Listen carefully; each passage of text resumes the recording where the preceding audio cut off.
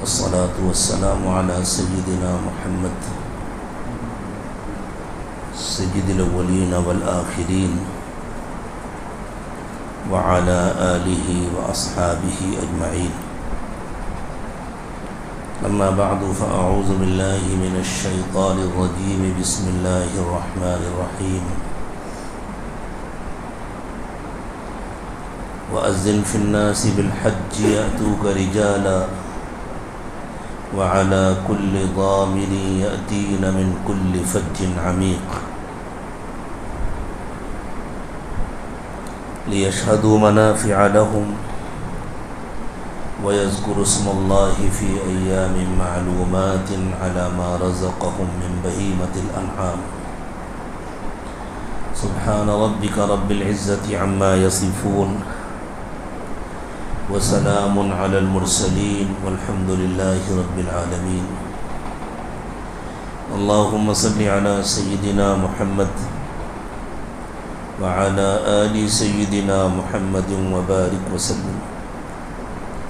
اللهم صل على سيدنا محمد وعلى آل سيدنا محمد وبارك وسلم. اللهم صل على سيدنا محمد وعلى آل سيدنا محمد وبارك وسلم. حج کے احکام و مناسک تو آپ حضرات کے سامنے آگے ہوں گے انشاءاللہ، اور چونکہ عموماً حج بار بار ادا نہیں ہوتا، عام طور سے وہ زندگی میں ایک مرتبہ ہوتا ہے. کچھ خوش نصیبوں کو اللہ تعالیٰ اس سے زیادہ بھی مواقع عطا فرماتے ہیں، اس لیے اس کا طریقہ، اس کے احکام بہت آسانی سے یاد نہیں ہوتے، ان کو بار بار دہرانے کی ضرورت ہوتی ہے. عید کی نماز ہم ہر سال 2 مرتبہ پڑھتے ہیں، اور اس میں اور دوسری نمازوں میں بہت تھوڑا سا فرق ہے. جمعے کی نماز میں اور عید کی نماز میں کتنا معمولی سا فرق ہے. جمعے میں خطبہ پہلے ہوتا ہے، عید میں خطبہ بعد میں ہوتا ہے. جس طرح جمعے کی 2 رکعت ہوتی ہے بالکل اسی طرح عید کی 2 رکعت ہوتی ہے، بس یہ کہ دونوں رکعتوں میں 3 زائد تسبیحات ہوتی ہیں. پہلی رکعت میں قرات سے پہلے، دوسری رکعت میں قرات کے بعد. اس کے باوجود عید کی نماز کا طریقہ بتلانا پڑتا ہے، اور بتلانے کے باوجود کبھی کبھی بھول ہو جاتی ہے، اور مقتدیوں سے نہیں، امام صاحب سے بھول ہو جاتی ہے. جبکہ بقیہ نمازیں جو ہم پڑھتے ہیں وہ بھی اسی طرح ہوتی ہیں. دن کے وقت میں جہری قرات کے ساتھ ہر ہفتے ہم جمعے کی نماز پڑھتے ہیں، لیکن تھوڑے سے معمولی سے فرق کے ساتھ بھی پڑھنے میں ہم کو اس کی ترکیب سننی پڑتی ہے، جاننی پڑتی ہے، بتلانی پڑتی ہے. تو حج کا عمل تو عموماً زندگی میں ایک بار ہوتا ہے، اور اس سے ملتا جلتا دوسرا کوئی عمل بھی نہیں ہے.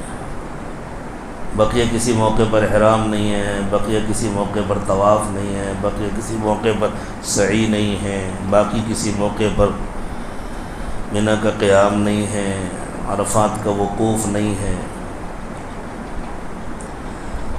تو حج کے جو احکام ہیں، جو مسائل ہیں، ان کا صرف ایک مرتبہ بیان کر دینا یا ایک مرتبہ سن لینا کافی نہیں ہوتا.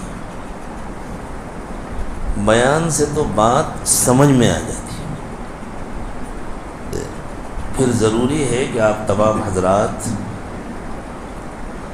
معتبر علماء کی حج سے متعلق جو مختصر اور جامع کتابیں ہیں وہ اپنے ساتھ رکھیں، اور ان کو بار بار پڑھیں، اور جو باتیں ذہن میں آئیں سوال کی شکل میں ان کو اپنی ڈائری میں نوٹ کریں، علماء سے پوچھ کر ان کے جواب نوٹ کریں یا کتابوں میں دیکھ کر ان کے جواب نوٹ کریں اور ان کا بار بار مذاکرہ کریں۔ مذاکرے کے سلسلے میں ایک بات اور عرض کر دیتا ہوں۔ عموماً ہم ہندوستان والے جب حج کرنے جاتے ہیں تو حج تمتع کرتے ہیں۔ یہ تو آپ کے علم میں آ گیا ہوگا کہ حج کی 3 قسمیں ہیں، افراد، تمتع اور قران۔ افراد میں عمرہ نہیں ہوتا، ڈائریکٹ میقات سے حج کا احرام باندھا جاتا ہے۔ تمتع اور قران میں عمرہ ہوتا ہے، بس فرق یہ ہے کہ تمتع میں عمرے کے بعد احرام کھل جاتا ہے، قران میں عمرے کے بعد احرام نہیں کھلتا ہے، وہی احرام کنٹینیو ہوتا ہے۔ تو چونکہ ہم لوگ عام طور سے حج تمتع کرتے ہیں، یعنی جا کر عمرہ کر کے احرام کھول دیتے ہیں اور پھر 8 ذی الحجہ کو جب منی جاتے ہیں تو اپنے مقام سے مکہ مکرمہ میں جہاں بھی ٹھہرے ہیں حرم کے اندر، حرم مسجد حرام کا نام نہیں ہے، مسجد حرام کا احاطہ چھوٹا ہے، وہ جو مسجد کا احاطہ حرم دور تک ہے، وہ جو مسجد عائشہ جاتے ہیں، جعرانہ جاتے ہیں، حدیبیہ جاتے ہیں، وہاں تک حرم ہے۔ عزیزیہ وغیرہ سب حرم میں شامل ہے، منی بھی حرم میں شامل ہے۔ تو جہاں بھی ٹھہرے ہیں، عزیزیہ میں ٹھہرے ہیں یا کعبے کے قریب میں کہیں ٹھہرے ہیں، وہیں سے احرام باندھ کر پھر منی جاتے ہیں۔ اب چونکہ جیسی ہی نیت ہوتی ہے تو دل میں آتا ہے ہم حج کرنے جا رہے ہیں، ساری دعوتیں کھائی جاتی ہیں حج کے نام پر، اور ساری دعوتیں کھلائی جاتی ہیں حج کے نام پر، اور ایئرپورٹ بارات جاتی ہے بھیجنے کے لیے حج کے نام پر۔ کہاں جا رہے ہیں؟ حج کے لیے جا رہے ہیں، حج کے لیے جا رہے ہیں، حج کے لیے جا رہے ہیں۔ تو کہیں ایسا نہ ہو کہ دھوکے میں آپ حج کی نیت سے احرام باندھ لیں۔ اگر آپ نے حج کی نیت سے احرام باندھ لیا تو پھر آپ کھول نہیں سکیں۔ عمرہ ایک الگ کام ہے، چھوٹا حج ہے سمجھ لیجیے عمرہ۔ اسی لیے عمرے کو بھی حدیث میں حج کہا گیا۔ قرآن پاک میں جب اللہ تعالیٰ نے اعلان کرایا وَأَذَانٌ مِّنَ اللَّهِ وَرَسُولِهِ إِلَى النَّاسِ يَوْمَ الْحَجِّ الْأَكْبَرِ، کہ حج اکبر کے دن اللہ اور اس کے رسول کی طرف سے یہ اعلان کیا جا رہا ہے۔ اتفاق کی بات یہ ہے کہ رسول اکرم صلی اللہ علیہ وسلم کے جس حج میں یہ اعلان ہوا تھا، اس حج میں وقوف عرفہ جمعے کے دن تھا۔ آپ لوگوں نے یہ سمجھ لیا کہ جب وقوف عرفہ جمعے کے دن ہو تو وہ حج اکبر ہوتا ہے، حالانکہ یہاں الحج الاکبر یعنی بڑا حج، حج کو کہا گیا ہے عمرے کے مقابلے میں۔ عمرہ چھوٹا حج ہے، حج بڑا، اس لیے وقوف عرفہ چاہے جس دن ہو آپ اطمینان رکھیں، ہر حج اکبر ہوتا ہے، یعنی وہ حج ہوتا ہے۔ حج اکبر ہوتا ہے مطلب حج ہوتا ہے، عمرہ الگ عمل ہے، حج الگ ہے۔ ہاں اگر جمعے کے دن وقوف عرفہ ہو تو اس کی فضیلت اور بڑھ جاتی ہے۔ اللہ تعالیٰ جس کے لیے چاہے جتنی فضیلت بڑھاتے ہیں، جس کا عمل قبول کر لیں اللہ ہو، اس کا عمل افضل ترین ہے۔ خدا نہ خواستہ کسی کمی کوتاہی کی وجہ سے نہیں قبول ہوا تو پھر چاہے جمعے کے دن ہو کہ عید کے دن ہو، کچھ فرق نہیں پڑتا۔ اس لیے یہ بات اچھی طرح یاد رکھیں کہ پہلے آپ کو عمرہ کرنا ہے، احرام عمرے کا باندھنا ہے، حج کا نہیں باندھنا ہے۔ حج کا احرام آپ کو مکہ مکرمہ سے ذی الحجہ کی 8 تاریخ کو باندھنا ہے، یا اگر وہاں کے منتظمین آپ کو جلدی لے جاتے ہیں، 8 کی رات میں لے جاتے ہیں، تو جب آپ کو نکلنا ہے اس وقت باندھنا ہے، پہلے باندھا جا سکتا ہے۔ اب آسانی کے لیے میں یہ عرض کر دوں کہ آپ جو کتابیں لیں، 1 2 3 مرتبہ تو آپ حج اور عمرے کے سارے مسائل اطمینان سے پڑھ لیں، اس کے بعد پھر سفر تک، ایئرپورٹ تک، جدہ پہنچنے تک، جدے سے مکہ پہنچنے تک صرف عمرے کے مسائل پڑھیں بس. نہیں آپ کو جا کے عمرہ کرنا ہے، ابھی حج نہیں کرنا، صرف عمرے کے مسائل. آپس میں انہی کا مذاکرہ کریں گے. بھائی عمرے میں کیا کیا ہوتا ہے، بھائی ہم نے احرام باندھا، احرام کے کیا کیا پابندیاں ہیں، احرام کے کیا کیا ممنوعات ہیں، ان کے احتیاط کرنی ہے. بیت الخلا جائیں گے، صابن میں خوشبو ہوتی ہے، وہ نہیں استعمال کرنا ہے آپ کو. تو اب تو ہمارے یہاں بھی ماشاءاللہ بغیر خوشبو والے صابن ملنے لگے ہیں. جو لوگ احرام وغیرہ کا سامان بیچتے ہیں ان کے یہاں مل جاتا ہے، وہاں بھی ملتے ہیں، آپ لے لیجیے. اور یہ جو ڈیٹال کا لکوڈ آتا ہے، بعض علماء نے لکھا ہے کہ یہ خوشبو نہیں ہے، بدبو ہے، اس لیے اس کو استعمال کرنے کی گنجائش ہے. تو دوا کی بو ہوتی ہے. لیکن اگر بغیر خوشبو کا ہو تو ہر قسم کے شک و شبہے سے بالکل پاک ہے، وہ آپ لے لیں. احرام کے کیا کیا ممنوعات ہیں ان کا بار بار مذاکرہ کریں. کوئی عطر نہ لگا دے، کوئی سینٹ اسپرے نہ کر دے. کھانے پینے میں بھی آپ کو احتیاط کرنی ہے. کوئی مشروب اگر ایسا آیا جس میں خوشبو پڑی ہوئی ہے تو آپ کو نہیں لینا ہے. چونکہ ہمارے یہاں سے اچھا خاصا فاصلہ ہوتا ہے، اس لیے حجاج کرام کو یہ مشورہ دیا جاتا ہے کہ آپ نہ گھر سے احرام باندھیں نہ ایئرپورٹ پر احرام باندھیں. کپڑے چینج کرنے کو احرام باندھنا نہیں کہتے. آپ کپڑے ابھی بھی چینج کر سکتے ہیں. ایک چادر نیچے باندھ لیں، ایک چادر اوپر باندھ لیں، یہ احرام نہیں ہے، یہ کپڑا ہے. احرام کہتے ہیں نیت کر کے تلبیہ پڑھنے کو. تو چاہے آپ گھر سے کپڑے چینج کر کے جائیں یا آپ ایئرپورٹ پہ کپڑے چینج کر لیں، اس لیے کہ فلائٹ میں چینج کرنے میں ذرا دشواری ہوتی ہے، لیکن نیت نہ کریں، تلبیہ نہ پڑھیں. کھانا آئے گا، کھانا کھا لیں، اور کوشش کریں کہ فلائٹ میں ویج کھائیں، نان ویج نہ کھائیں. اور بہت شوق ہے اگر نان ویج کا، اس کے بغیر کھانا نہیں اترتا تو اپنے گھر سے لے کے جائیں. کیونکہ وہاں پتہ نہیں، وہ لوگ کہتے تو ہیں کہ حلال ہے، لیکن اب کون دیکھنے گیا ہے. یہ بہت حساس مسئلہ ہے، نازک مسئلہ ہے. تو کون سا فریضہ ہے ہمیشہ گوشت کھانا؟ تو احتیاط کریں. شوق ہے آپ کو مچھلی کھانے کا، مرغی کھانے کا، گوشت کھانے کا. میں یہاں کی مرغی کی بات کر رہا ہوں، وہاں کی نہیں. تو آپ اپنے گھر سے پکا کے لے جائیں. پھر ان کا جو مشروب وغیرہ آئے گا آپ اس کو بھی استعمال کر سکتے ہیں.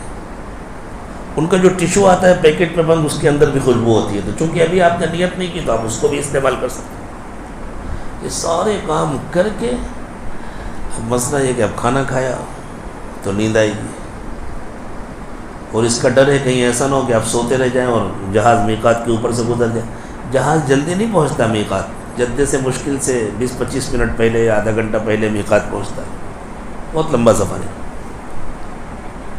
تو اگر آپ کو یہ ڈر ہے کہ میقات پر ہو سکتا ہے آنکھ نہ کھلے اور گزر جائے، اب آپ نیت کر لیں، تلبیہ پڑھ لیں، اور پھر جتنی مرتبہ اللہ توفیق دے تلبیہ پڑھتے رہیں. پڑھتے پڑھتے آپ کو نیند آتی ہے، سو جائیں.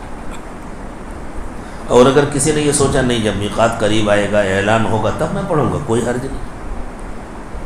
اس کے بعد اب آپ کو خوشبو والا ٹیشو یا اس قسم کی کوئی چیز قطعاً نہیں استعمال کرنی. تو اس کا بار بار مذاکرہ کریں. اگر سیٹوں پر حاجی ساتھ ساتھ بیٹھے تو آپس میں مذاکرہ کریں. ایک مرتبہ یہ سنائیں، ایک بار وہ سنائیں.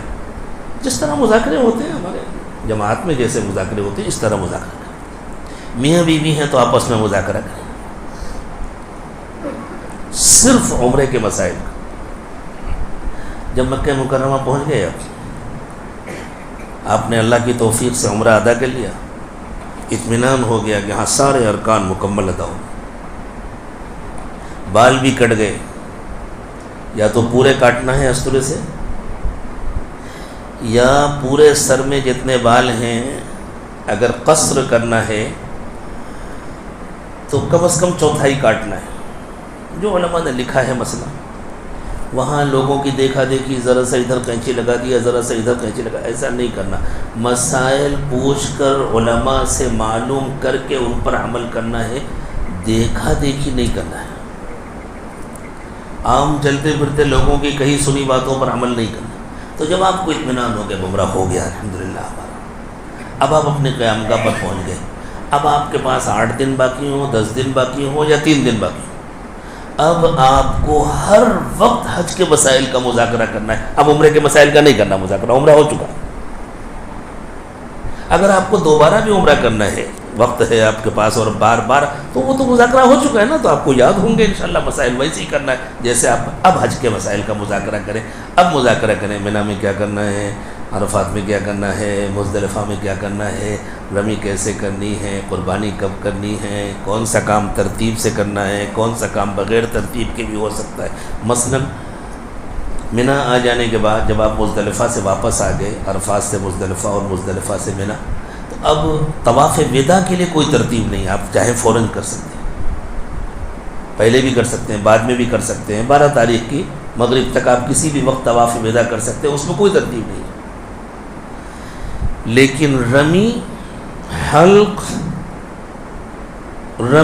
قربانی اور حلق، ان تینوں میں حنفیہ کے یہاں ترتیب واجب ہے. بعض حضرات کے ہاں چونکہ ترتیب نہیں ہے تو وہ آگے پیچھے کرتے ہیں، آپ کو ان کی دیکھا دیکھی نہیں کرنی. تو ان مسائل کا برابر مذاکرہ کرتے ہیں. جو ہو چکا اس سے آگے کے مسائل کا مذاکرہ کریں، جو ہو چکا اس سے آگے کے مسائل کا مذاکرہ کریں. انشاءاللہ آپ کا ہر عمل 100% رسول اکرم صلی اللہ علیہ وسلم کی سنت کے مطابق ادا ہوگا. اور جب آپ اتنے اہتمام سے ادا کریں گے تو انشاءاللہ قبول بھی ہوگا. اللہ تعالیٰ سب کو حج مبرور نصیب فرمائے. ہم لوگ اردو میں جس کو مقبول کہتے ہیں اسی کو حدیث میں مبرور کہا گیا. حج مبرور نصیب فرمائے، جس کا لفظی ترجمہ یہ ہے ایسا حج جو 100% نیکیوں سے بھرا ہوا ہے، جس میں کوئی کام اپنے نفس کے لیے نہیں کیا گیا، دکھاوے کے لیے نہیں کیا گیا، اپنی مرضی سے نہیں کیا گیا، اللہ کے حکموں پر حضور اکرم صلی اللہ علیہ وسلم کے طریقے پر. تو جو چند باتیں تھیں جن کو آپ نے سنا ہوگا میں نے دوبارہ ان کو دوہرا دیا. اب اصل بات شروع کرتے ہیں جو مجھے آج آپ سے عرض کرنی. حج کیسے ہوتا ہے یہ تو آپ نے سیکھ لیا، وہ سیکھیں گے انشاءاللہ. حج کیا ہوتا ہے یہ بھی تو سیکھنے کی ضرورت ہے. حج کیوں ہوتا ہے یہ بھی تو جاننے کی ضرورت ہے. یعنی حج کی روح کیا ہے، حج کی جان کیا ہے، حج کی اصل اسپرٹ کیا ہے. تو حج کی جان ہے اللہ کی محبت کی تڑپ اور اللہ کی یاد. 3 چیزیں ہیں حج کی جان: اللہ کی محبت کی تڑپ، شدت کے ساتھ اللہ کی یاد، اور خوب دعا. بس ہر جگہ آپ دیکھیں اللہ کا ذکر ہے، اللہ کی محبت کی تڑپ ہے اور دعا ہے، اللہ سے مانگنا ہے.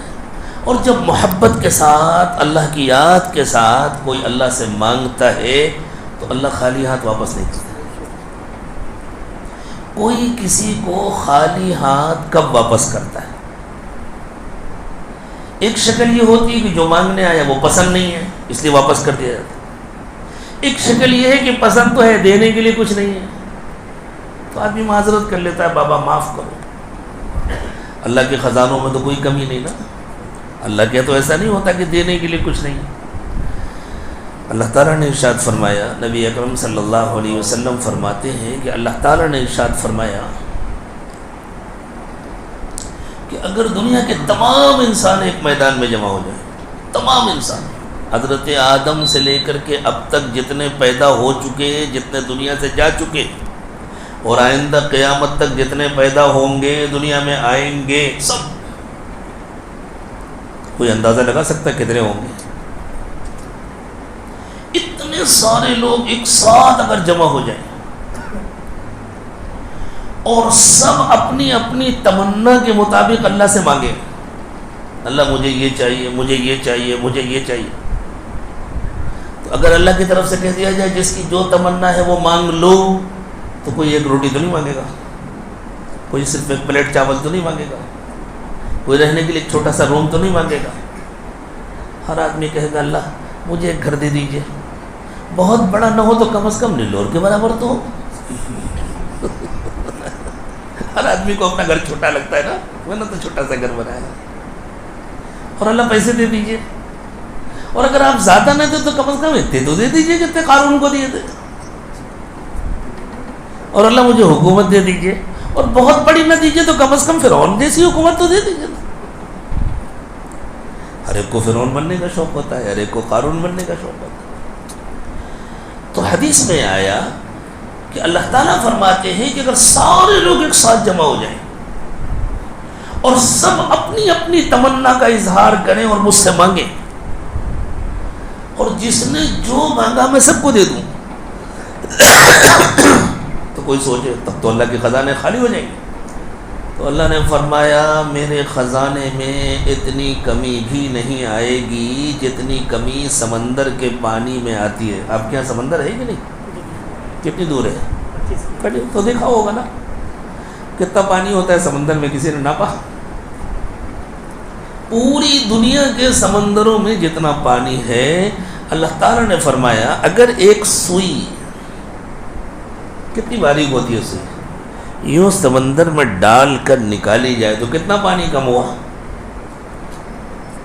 کچھ تو کم ہوا. سوئی میں جو نمی آ گئی بس، پانی تو آیا نہیں ساتھ میں، تو پانی تو کچھ بھی نہیں کم ہوا، بس تھوڑی سی تری آ گئی سوئی. اللہ تعالیٰ فرماتے ہیں سمندر میں سوئی ڈال کر نکالنے سے پھر بھی سمندر کا کچھ پانی باہر ہوا، اور اتنا کم ہوا اگرچہ محسوس نہیں ہوتا. میں سب کو، ہر ایک کو اس کی تمنا کے مطابق سب کچھ دے دوں، میرے خزانے میں اتنی کمی بھی نہیں آئی. تو اللہ کے یہاں کسی کو رد اس لیے تو کیا نہیں جاتا کہ میرے پاس دینے کے لیے ہے نہیں.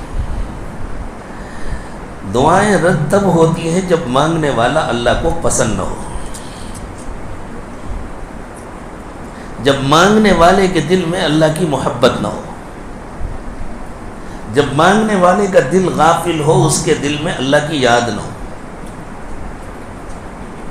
تو ہم تو ہمیشہ اللہ کے محتاج ہیں نا. اپنے گھر میں بھی ہمیں جو کچھ ملتا ہے اللہ ہی سے ملتا ہے، اپنے وطن میں رہ کر بھی ہم اللہ کے محتاج ہیں. تو دعاؤں کی قبولیت کے لیے اللہ کی محبت اور اللہ کے ذکر کی شدت ضروری ہے.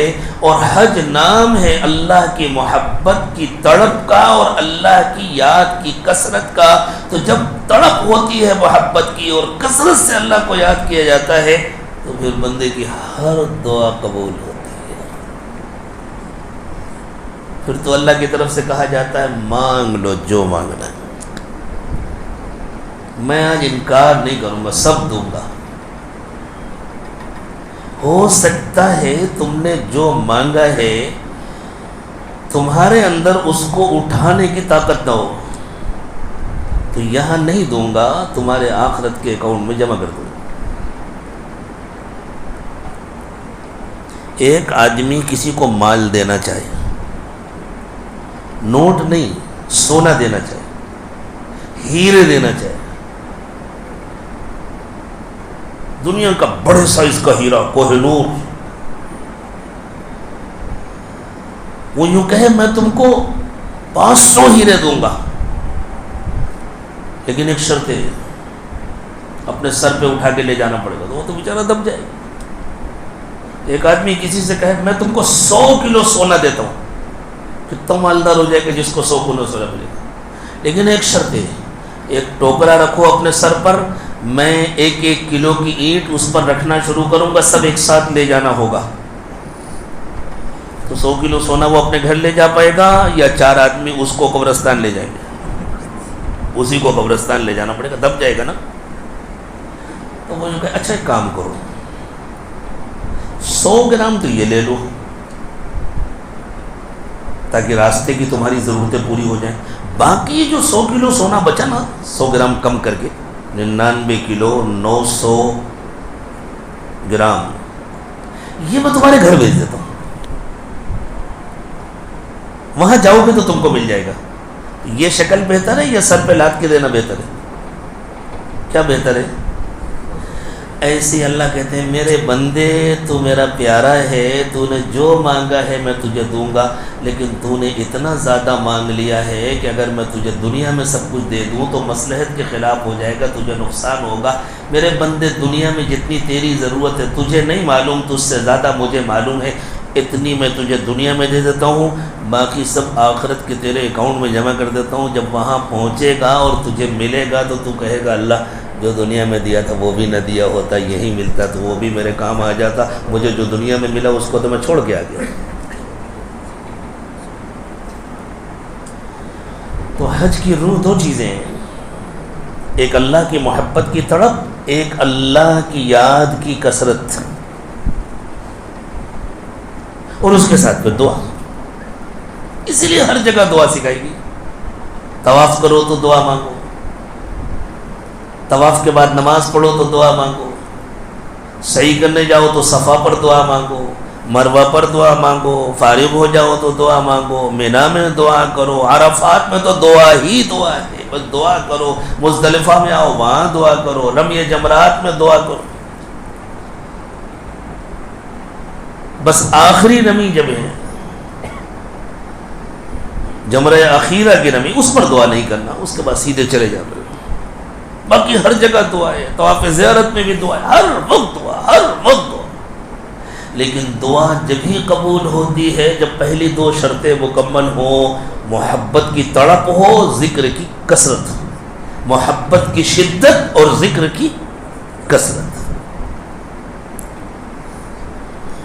اللہ تعالیٰ چاہتے ہیں کہ حج کے عنوان سے اللہ کی محبت کی شدت کا اظہار ہو۔ جب کسی سے شدید محبت ہو جاتی ہے تو پھر اپنے گھر میں بیٹھنا اچھا نہیں لگتا، پھر اسی کے پاس جانے کا دل چاہتا، پھر کھانا بھی چھوٹ جاتا ہے، کپڑوں کا بھی ہوش نہیں رہتا،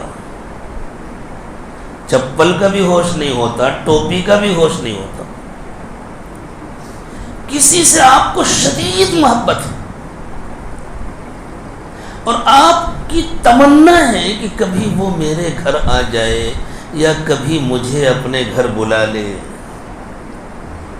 اور دونوں کی کوئی شکل نہیں بن رہی، نہ وہ آنے کو تیار ہے نہ بلانے کو تیار ہے، اور دل ہی دل میں تڑپتے رہتے ہیں، تمنا لیے پھرتے ہیں، اللہ سے دعائیں مانگتے ہیں، اللہ اس کے بغیر تو میں رہ نہیں سکتا، اس کے بغیر تو میں جی نہیں سکتا۔ نوجوانوں کو اندازہ ہوگا نا، اس مرحلے سے سب گزرتے ہیں، اللہ میں تو رہ ہی نہیں سکتا، بڑھاپے میں ہنسی آتی ہے، لیکن جوانی میں یہ دیوانہ پن ہوتا ہے۔ اللہ کرے یہ دیوانہ پن ہمیں اللہ کی ذات کے لیے نصیب ہو جائے، تو پھر تو جوان بھی بوڑھے بھی جوانوں سے زیادہ اللہ کی محبت میں تڑپتے ہیں۔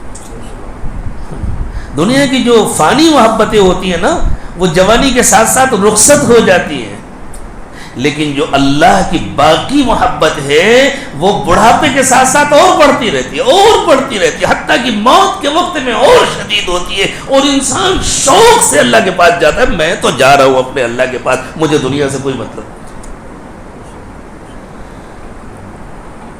اگر کسی سے ایسی محبت ہو گئی ہے اور دل تڑپ رہا ہے کبھی بلا لے اپنے گھر یا کبھی آ جائے میرے گھر، اور آپ رات میں سونے کے لیے لیٹے، آپ نے لنگی پہنی، بنیان پہنی، چشمہ کہیں رکھا، ٹوپی کہیں رکھا، چپل اٹھا کر الماری پہ رکھی، اور اچانک اس کا فون آیا، نیلور بائی پاس پر کھڑا ہوں، 5 منٹ رکوں گا، ملاقات کرنا ہے تو آ جاؤ، ورنہ مجھے آگے جانا ہے۔ ہوش رہے گا چپل کا، ٹوپی کا؟ کیسے نکل کے بھاگیں گے؟ احرام پہن کر اللہ کے گھر جانا اسی کے نقل ہے۔ اچانک اللہ نے بلا لیا اپنے گھر، دل تڑپ رہا تھا، اللہ ایک بار تو بلا لی۔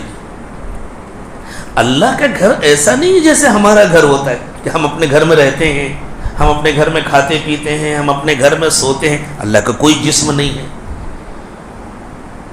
اللہ کسی ایک جگہ نہیں رہتے ہیں، لیکن ہم بندوں کی رعایت میں اللہ نے دنیا میں ایک گھر بنوایا اور بندوں سے کہا بندو تم میری محبت میں تڑپ رہے ہو اور جس سے محبت ہوتی ہے اس سے ملنے کا دل چاہتا ہے, اس کے گھر جانے کا دل چاہتا ہے. یہ میں نے ایک گھر بنوا دیا ہے, یہ میرا گھر ہے, اس پر میری تجلیات نازل ہوتی ہیں, مجھ سے ملنے کا دل چاہتا ہے, آؤ میرے گھر کا طواف کرو. تو ایسا نہیں کہ وہاں اللہ تعالیٰ رہتے ہیں, لیکن اللہ کی تجلیات ہوتی ہیں, ہر وقت تجلیات کا نزول ہوتا ہے. تو اللہ تعالیٰ چاہتے ہیں کہ بندہ اس کا عملاً اظہار کرے, لیکن اگر دل میں محبت کی تڑپ نہیں ہے اور صرف رسماً اظہار کر رہا ہے تو یہ تو نفاق ہے.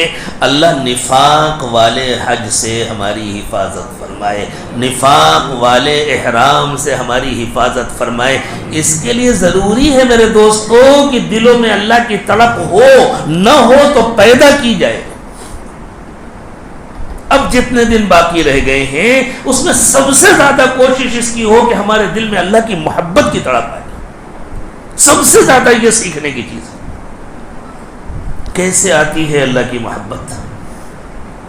اللہ کی نعمتوں کو یاد کرنے سے اللہ کی محبت آتی ہے. اللہ کا کثرت سے ذکر کرنے سے اللہ کی محبت آتی ہے. اور یہ محبت ایسی چیز ہے جو منعکس ہوتی ہے. جیسے سورج کی روشنی منعکس ہوتی ہے نا, اس کے سامنے اگر آئینہ رکھا جائے تو سورج کی روشنی آئینے میں پڑتی ہے اور پھر آئینے کا رخ جس طرف ہو اس طرف روشنی جاتی ہے. اگر باہر کھڑکی کے باہر ایک آئینہ لے کر کے ایسے کراس کھڑے ہو جائیں تو جدھر آئینے کا رخ ہو جائے گا مسجد کے اندر کا دیوار کا وہ حصہ روشن ہو جائے گا. حالانکہ اس پر ڈائریکٹ سورج کی روشنی نہیں پڑ رہی لیکن آئینے کے ذریعے منعکس ہو رہی ہے. بالکل اسی طرح جن دلوں میں پہلے سے اللہ کی محبت کی تڑپ موجود ہے ان دلوں کے ساتھ اپنے دل کو جوڑ لینے سے اللہ کی محبت کا یہ نور منعکس ہوتا ہے, یہ محبت منعکس ہوتی ہے, محبت پڑتی ہے. اس لیے اللہ کی نعمتوں کو کثرت سے یاد کرنا, اللہ کا کثرت سے ذکر کرنا اور اللہ والوں سے اپنا رشتہ جوڑنا. یہ محبت صرف احرام کے لیے ضروری نہیں ہے. احرام تو اس محبت کے اظہار کا نام ہے. یہ محبت پوری زندگی کے لیے ضروری ہے, زندگی کے لیے, ہر پل کے لیے ضروری ہے. ایمان ہے تو یہ محبت ہے, یہ محبت نہیں ہے تو ایمان نہیں ہے. اسی لیے اللہ تعالیٰ نے فرمایا والذین آمنوا اشد حبا للہ, جو ایمان والے ہیں وہ ٹوٹ کر اللہ سے محبت کرتے ہیں, شدید محبت کرتے ہیں. صرف محبت نہیں, محبت کی شدت مطلوب ہے. تھوڑی سی محبت اللہ کی تو ہر انسان کے دل میں ہوتی ہے, حتیٰ کہ جو اللہ کو نہیں مانتا, نہیں جانتا, اس کے دل میں بھی ہوتی ہے. جو مشرک ہے اس کے دل میں بھی ہوتی ہے, جو کافر ہے اس کے دل میں بھی ہوتی ہے. جو انسان زندہ ہے اس کا دل اللہ کی محبت سے مکمل خالی ہو ہی نہیں سکتا. لیکن ایمان کا تقاضا تھوڑی سی محبت نہیں ہے, ایمان کا تقاضا اللہ کی شدید محبت ہے. والذین آمنوا اشد حبا للہ, ایسی محبت جو انسان سے کھانا چھڑا دے, ایسی محبت جو انسان سے پانی چھڑا دے, ایسی محبت جو انسان کو اپنے گھر والوں سے بیگانہ کر دے. اور اللہ تعالیٰ نے ایسی محبتوں کا اظہار کرنا ہمیں سکھایا. حج تو ہوتا ہے ذی الحجہ کے چند مخصوص دنوں میں, وہ ہیں حج کے ایام. لیکن 3 مہینے ہیں جن کو قرآن نے اشہر الحج کہا ہے, حج کے مہینے. شوال کا پورا مہینہ, ذی قعدہ کا, ابھی بھی ہم حج کے مہینے میں, شوال کا پورا مہینہ, ذی قعدہ کا پورا مہینہ اور ذی الحجہ کے 10 دن, اس کے لیے ذی الحجہ کا مہینہ جوڑ لیا جاتا ہے. عید کا چاند نکلنے سے پہلے حج کا احرام باندھنا جائز نہیں ہے. کوئی سوچے میں رمضان میں احرام باندھ کے چلا جاؤں گی, عید کا چاند نکلا ہے احرام باندھ سکتا ہے.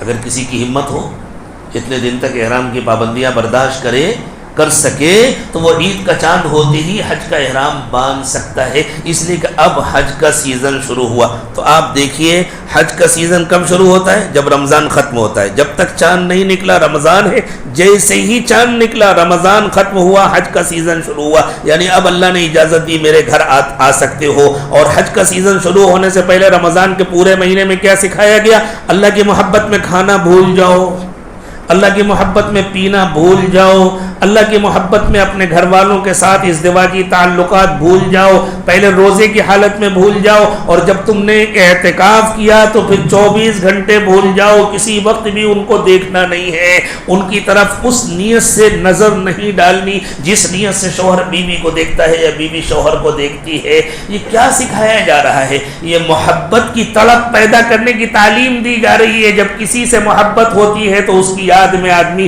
کھانا بھول جاتا ہے، پینا بھول جاتا ہے، پہننا بھول جاتا ہے، نہانا دھونا بھول جاتا ہے۔ اسی لیے تو اعتکاف میں نہانے کی بھی اجازت نہیں ہے بغیر شدید ضرورت کے۔ کپڑے بھی پرانے پہنے ہوئے، چلو جب نہانا نہیں ہے تو دیکھیں گے، 2 دن کے بعد بدل لیں گے، 3 دن کے بعد بدل لیں گے۔ وہ اللہ کی محبت میں انسان سب کچھ بھول جاتا ہے۔ اب اگر یہ صرف دکھاوے کے لیے ہو رہا ہے تب تو نفاق ہے۔ اللہ نفاق سے ہماری حفاظت فرمائے۔ اور اگر حقیقت میں واقعی دل ایسے ہی بن گیا ہے یا بن رہا ہے یا بنانے کے لیے ہو رہا ہے تو یہ اس کی کوشش ہے، اللہ ہم سب کے دل کو بنا دے۔ تو پہلے کھانا چھڑوایا، پہلے پانی چھڑوایا، پہلے بیوی سے تعلق چھڑوایا، پہلے کپڑوں کا خیال چھڑوایا، اور زکوٰۃ دلوا کر کے مال کی محبت دل سے نکالی۔ مال بھی لٹا دو اللہ کے نام پر، اور کھانا بھی چھوڑ دو اللہ کے نام پر، اور محبت میں ڈوب جاؤ۔ اور بڑھتے بڑھتے بڑھتے بڑھتے یہ محبت اتنی بڑھی کہ بندہ بے چین ہو گیا، اللہ اب تو اپنے گھر میں رہنا اچھا نہیں لگتا، اللہ اب تو اجازت دے دیجیے میں آپ ہی کے گھر پہ آؤں گا، آپ کے در پر آ کر پڑا رہوں گا جب تک آپ رکنے کی اجازت دیں گے۔ تو جیسی عید کا چاند نکلا اللہ نے کہا ہاں میرے بندے تو نے محبت کا مکمل اظہار کر دیا، آ جاؤ میرے گھر آنے کی اجازت۔ اس لیے میرے دوستو اس بات کو گرہ باندھو، اس کو اچھی طرح یاد کرو، اس کو نوٹ کرو کہ حج کی بنیادی شرط ہے اللہ کی محبت کی تڑپ۔ اللہ یہ تڑپ ہم سب کو نصیب کرے، اسی کا اظہار کرایا جا رہا ہے۔ کپڑے وپڑے بھول جاؤ، کوئی کٹنگ نہیں، کوئی فیشن نہیں، 2 بغیر سلے ہوئے کپڑے۔ بغیر سلے کا مطلب سلا ہوا کپڑا پہننا احرام میں ممنوع ہے۔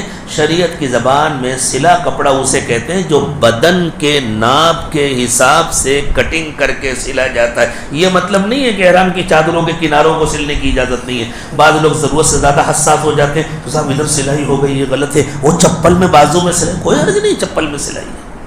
حتیٰ کہ جو احرام کی نیچے کی چادر ہے، اگر آپ کو یہ ڈر لگتا ہے کہ چلتے ہوئے پیر کھل جائے گا، سطر کھل جائے گا، جس کا چھپانا فرض ہے اور جس کا کھولنا حرام ہے، تو آپ اس کو لنگی کی طرح سلا سکتے ہیں، کوئی حرج نہیں۔ اگر سنبھال سکتے ہیں اور نہ سلایا تو افضل ہے، لیکن اگر سنبھالنے میں دشواری ہے تو سلانے کی اجازت ہے، اور اگر یقین ہے کہ بدن بار بار کھلے گا اور نہ سلایا تو ناجائز ہے۔ اگر یہ یقین ہے کہ نہ سلانے سے بدن بار بار کھلے گا اور میرے جسم کا وہ حصہ بار بار کھل جائے گا، کبھی لیٹنے میں، کبھی چلنے میں، کبھی بیٹھنے میں میری عادت نہیں ہے، ران کھل جائے گی، اور پھر بھی اس لیے نہیں سلایا کہ نہیں سلانا چاہیے، تو ثواب نہیں ملے گا، گناہ ہوگا، سلانا فرض ہو گیا اس کے لیے، اس لیے کہ سطر کو چھپانا فرض ہے۔ تو بغیر سلے کپڑے کا کیا مطلب ہے؟ بدن کے سائز کے حساب سے جو کپڑے سیے جاتے ہیں، جیسے کرتا، جیسے پیجامہ، جیسے بنیان، حتیٰ کہ اگر کوئی بنیان ایسی بنائی گئی کہ مشین نے اس کو آٹومیٹک پوری بنا دیا، کہیں سلائی نہیں ہے لیکن وہ اس میں آستینیں بھی ہیں اور سائز کے حساب سے وہ بھی بنائے، مقصد سلائی نہیں ہے، مقصد کپڑے جو باقاعدہ زیب و زینت کے لیے استعمال کیا جاتے ہیں، جیسے چڈیاں ہیں وہ بھی سلی جاتی ہے، وہ سب بنایا۔ موسی بھی نہیں پہننا، ٹوپی بھی نہیں پہننا، سر پر رومال بھی نہیں ڈالنا، کوئی زیب و زینت کا سامان نہیں، چپل بھی نہیں پہننا۔ اصل تو یہی ہے کہ چپل بھی نہیں پہننا، لیکن چونکہ اللہ رحمان و رحیم ہے، اللہ بہت مہربان ہے، اللہ یہ چاہتے ہیں کہ ہم اللہ کی محبت کا اظہار کریں، اللہ یہ نہیں چاہتے کہ ہم کو تکلیف میں ڈالیں، اس لیے اللہ تعالیٰ نے کہا دیکھو اصل تو یہ کہ تمہیں چپل نہیں پہننا، لیکن اب ننگے پیر پھرو گے تو تکلیف ہوگی، اچھا ایسی چپل پہن لو کہ نیچے سے تمہارا پیر تکلیف سے بچ جائے، اوپر سے کھلا رہے۔ اب اس سلسلے میں یہ یاد رکھیے کہ وہ احرام کے لیے 2 پٹی کی چپل ضروری نہیں ہے، جوتا بھی پہننے کی اجازت ہے احرام میں۔ یہ جو بیچ کی ہڈی ہے اوپر کی یہ کھلی رہے، اگر یہاں سے ایسے کٹنگ کر کے جوتا بنایا جائے اور پیچھے سے یہ بند ہے کوئی حرج نہیں۔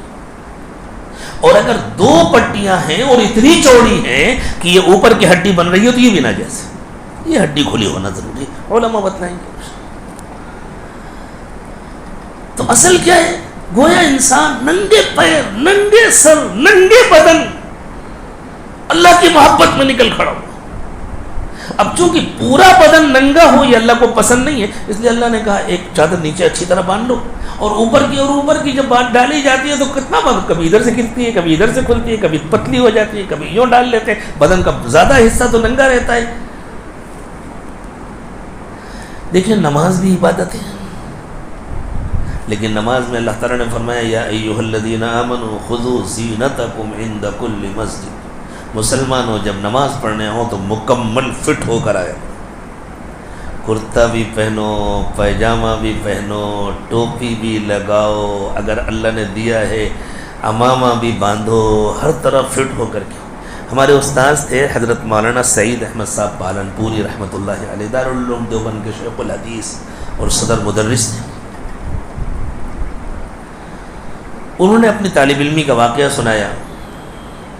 اس زمانے میں عرب اساتذہ بھی ہوا کرتے تھے دارالعلوم میں، جامعہ ازہر کی جانب سے اساتذہ بھیجے جاتے تھے۔ ہمارے والد صاحب مرحوم کے زمانے میں بھی جامعہ ازہر کے ایک بہت ممتاز فاضل تھے جو دارالعلوم دیوبند میں بہت دنوں تک رہے، والد صاحب ان کے شاگرد تھے، شیخ عبد المنعم النمیر، جو بعد میں شیخ الازہر بھی ہوئے اور جو بعد میں مصر کے وزیر اوقاف بھی ہوئے، جنہوں نے دیوبند میں رہتے ہوئے کتاب لکھی تھی کفاح المسلمین فی تحریر الہند، مشہور کتاب ہے ان کی، ہندوستان کی آزادی میں مسلمانوں کا جہاد، مسلمانوں کی کوششیں۔ تو حضرت مولانا سعید صاحب پالن پوری رحمۃ اللہ علیہ کے زمانے میں جو عرب اساتذہ تھے، مولانا نے ان کا واقعہ ایک مرتبہ درسگاہ میں سنایا کہ وہ جب مسجد آتے تھے نماز پڑھنے کے لیے، دیوبند کی گرمی نلور والوں کو بتلانے کی ضرورت نہیں ہے، آپ کے یہاں بھی خوب گرمی ہوتی ہے، ایسی دیوبند میں بھی بہت شدید گرمی ہوتی ہے۔ پتہ نہیں آپ کے یہاں سردی بھی شدید ہوتی ہے یا نہیں ہوتی؟ جی نہیں ہوتی، ہاں سمندر کا کنارہ ہے تو سردی، وہاں تو سردی بھی بہت شدید ہوتی ہے سردی کے زمانے میں، اور گرمی کے زمانے میں گرمی بھی بہت شدید ہوتی ہے۔ ہم نے بھی اللہ کی توفیق سے وہاں کی 5 گرمیاں 5 سردیاں دیکھی، شدید گرمی۔ اور یہ اے سی ویسی تو ابھی جلدی آئے ہیں، ورنہ مسجدوں میں اے سی کا کوئی تصور نہیں، پنکھا ہو تو بڑی بات ہے۔ اور اس زمانے میں دیوبند میں بجلی اتنی آتی تھی کہ آدمی قسم کھا سکتا تھا کہ ہمارے یہاں بجلی آتی ہے۔ اگر وہ قسم کھا لے کہ ہمارے یہاں بجلی آتی ہے تو اس کی قسم نہیں ٹوٹتی تھی، اتنی آتی تھی بس، بلکہ یوں کہیے کہ آتی کم تھی جاتی زیادہ تھی، آگے چلی گئی۔ اب دوپہر کے وقت میں گرمی کے زمانے میں ظہر کی نماز، عصر کی نماز، وہ جو شیخ تھے وہ اپنے عربی طریقے کے مطابق جبہ پہنتے، اوپر سے عبا جو عرب ڈالتے ہیں، اس سے اور گرمی بڑھ جاتی ہے، رومال وہ پہن کر مسجد میں آتے اور نماز پڑھتے۔ مفتی سعید صاحب رحمۃ اللہ علیہ نے فرمایا کہ میں ان کی خدمت کرتا تھا، جیسے ہی نکل کر فرض سے فارغ ہو کر اپنے کمرے جاتے تھے سنت پڑھنے کے لیے، عبا اٹھا کر ادھر پھینکتے تھے، رومال اٹھا کر ادھر پھینکتے تھے، اس کے بعد پھر سنت پڑھتے تھے گرمی کی شدت سے۔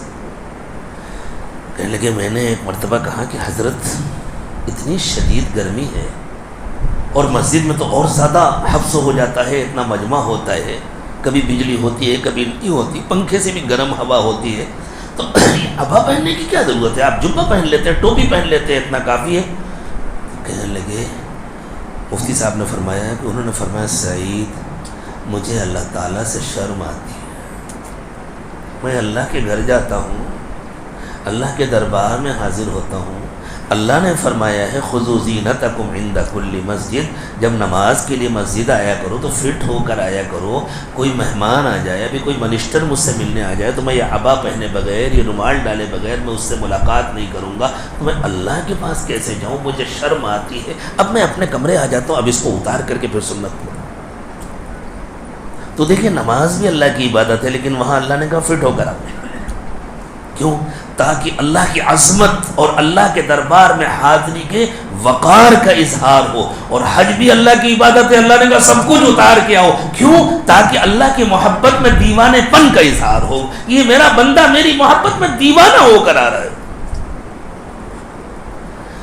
اللہ ہم سب کو اپنا دیوانہ بنا دے. اب سوچو، ایسا ہو سکتا ہے کہ کوئی آدمی اللہ کا دیوانہ بھی ہو اور اس کی آمدنی حرام بھی ہو؟ تو آج ہی جائزہ لیں گے نا سب اپنی اپنی آمدنیوں کا. آج ہی جائزہ لیں. جتنے مشکوک دروازے ہیں ان کو ہمیشہ کے لیے آج ہی لاک کریں گے، مکمل بند. کسی کا حق ہمارے ذمہ باقی ہے، آج ہی سے ادا کرنے کی کوشش کریں. ایسا نہیں بعد میں دیکھیں گے.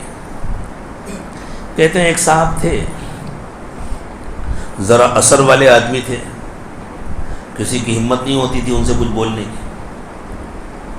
محلے میں بیچارہ ایک بنیا تھا، اس کی دکان سے ان کے گھر میں سامان آتا تھا. اب اس کی پیسے مانگنے کی ہمت نہیں ہوتی تھی. اچھا خاصا حساب ہو گیا تھا، لیکن مانگے کیسے؟ اس سے زندہ بھی رہنا تھا اور اپنی دکان بھی چلانی تھی. مانگ لیتا تو پیسے تو ملتے نہیں، شاید دکان چھوڑ کے وہ بھاگنا پڑتا. چپ رہتا تھا، سوچتا تھا کبھی سیٹھ صاحب کو خیال آ جائے گا، کبھی دل میں آئے گا. اس نے سنا سیٹھ صاحب حج کرنے جا رہے ہیں تو اسے خیال ہوا بھائی حج سے پہلے تو لوگ اپنے معاملات ٹھیک کر لیتے ہیں، ہو سکتا ہے میرا حساب کر کے جائیں. سیٹھ صاحب ملنے بھی نہیں آئے، چلے گئے. اسے بڑا افسوس ہوا کہ امید تھی وہ بھی ختم ہو گئی.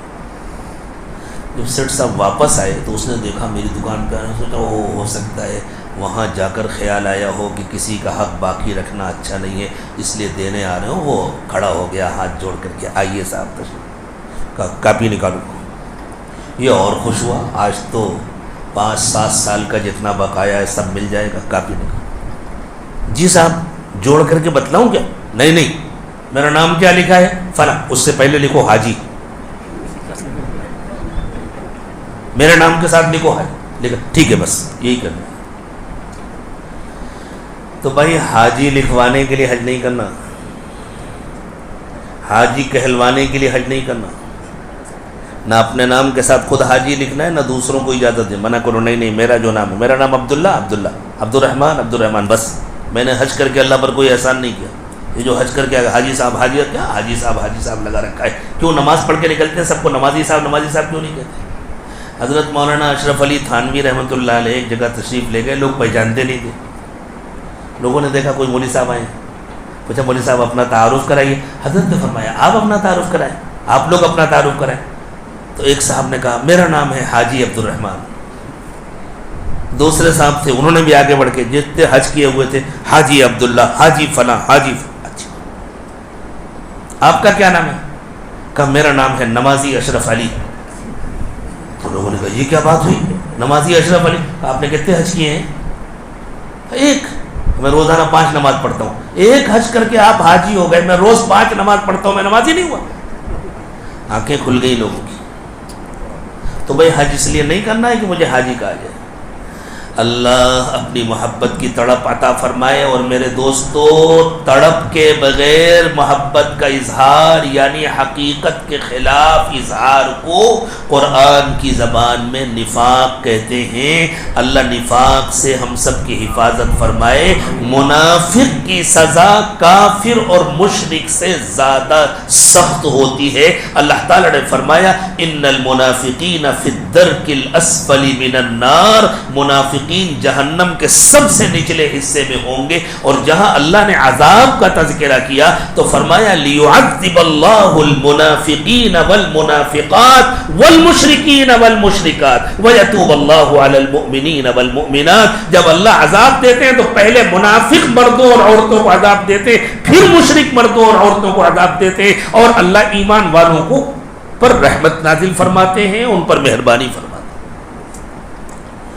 ہمیں کسی اور پر نفاق کا حکم نہیں لگانا، لیکن ہر شخص کو اپنا جائزہ لینا ہے، کہیں میرے اندر نفاق تو نہیں ہے، کہیں میرے اندر اللہ کی محبت کی کمی تو نہیں، اور یقیناً ہے، جتنی محبت ہونی چاہیے اتنی تو کسی کو نہیں ہے نا، کوئی دعویٰ نہیں کر سکتا کہ میرے اندر جتنی محبت ہونی چاہیے اتنی ہے، لیکن جتنی بھی ہم بڑھا سکتے ہیں آج سے لے کر کے حج میں جانے تک، اب سب سے زیادہ اسی پر محنت کرنی ہے کہ اللہ کی محبت جتنی بڑھا سکتے ہیں اتنی بڑھائیں گے، اور اس کے لیے کیا کرنا ہے؟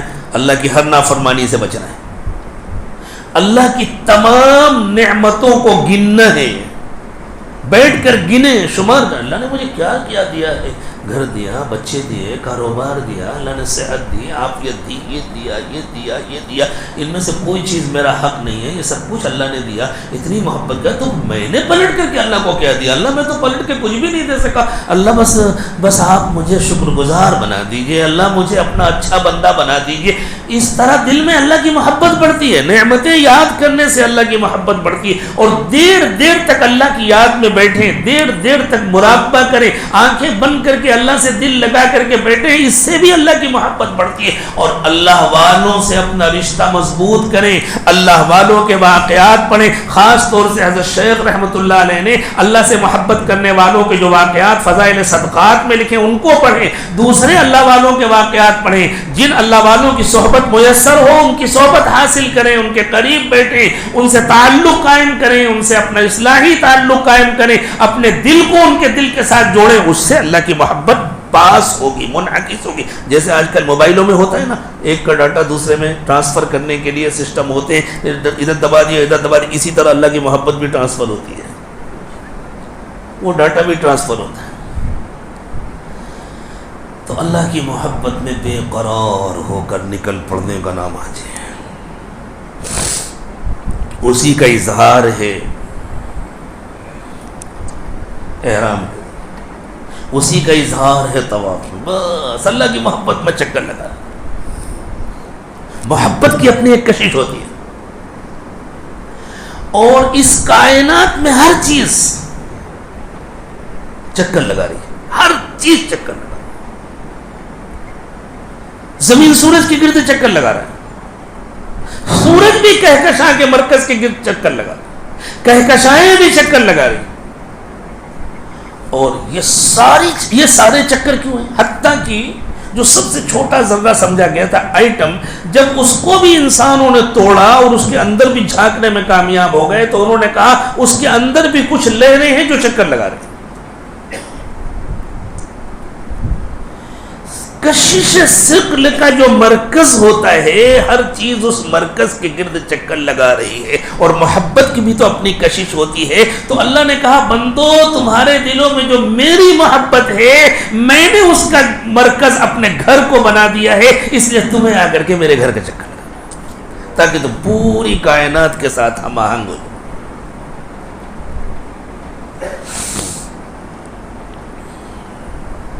ہمارے ایک عرب دوست ہیں، دبئی کے رہنے والے، بمبئی اکثر آیا کرتے تھے، بمبئی کے ایک بڑے تاجر تھے، ان سے ان کی دوستی تھی، اور ان کے واسطے سے مجھ سے بھی دوستی ہو گئی تھی۔ وہاں کے ایک بڑے عہدے پر فائز دبئی میں، اور ماشاءاللہ بہت دولت مند آدمی، شوقین بھی تھے۔ بمبئی میں ان کی ایک گاڑی کھڑی رہتی تھی، اس کو لے کر کے پورے ہندوستان کا بائی روڈ سفر کیا کرتے تھے، خود ڈرائیونگ کر کے۔ ایک مرتبہ مجھ سے کہنے لگے آسام جانا ہے، مولانا بدر الدین اجمل صاحب نے دعوت دی ہے، وہاں چلنا ہے، تو آپ چلیں گے میرے ساتھ؟ میں کیسے جانا؟ کہا میری گاڑی پہ۔ میں نے کہا ہو کر کے آئیے، یہی ملاقات کریں گے، فلائٹ سے چلنا ہو تو بتلائیے، فلائٹ سے چلنا ہو تو بتلائیے، اور اگر آپ کو بائی روڈ آسام جانا ہے تو آپ ہو کر کے آ جائیے، دوبارہ جب واپس آ جائیے گا بمبئی فون کیجیے گا، ملاقات کریں۔ مجھے ایک واقعہ سنانا ہے۔ پڑھے لکھے آدمی، بہت اعلیٰ تعلیم یافتہ، اور دنیا کے مختلف ملکوں میں ان کا آنا جانا، امریکہ، فرانس وغیرہ دوسری جگہوں پر اکثر جاتے رہتے تھے۔ مجھ سے کہنے لگے میرے دل میں ایک سوال ہے، اور میں نے امریکہ میں بھی، برطانیہ میں بھی، مختلف جگہوں پر، اپنے یہاں بھی مختلف علماء سے پوچھا ہے، لیکن میرا دل اب تک مطمئن نہیں ہوا۔ میں نے سوچا تھا جب کبھی بمبئی جانا ہوگا تو آپ سے بھی پوچھوں۔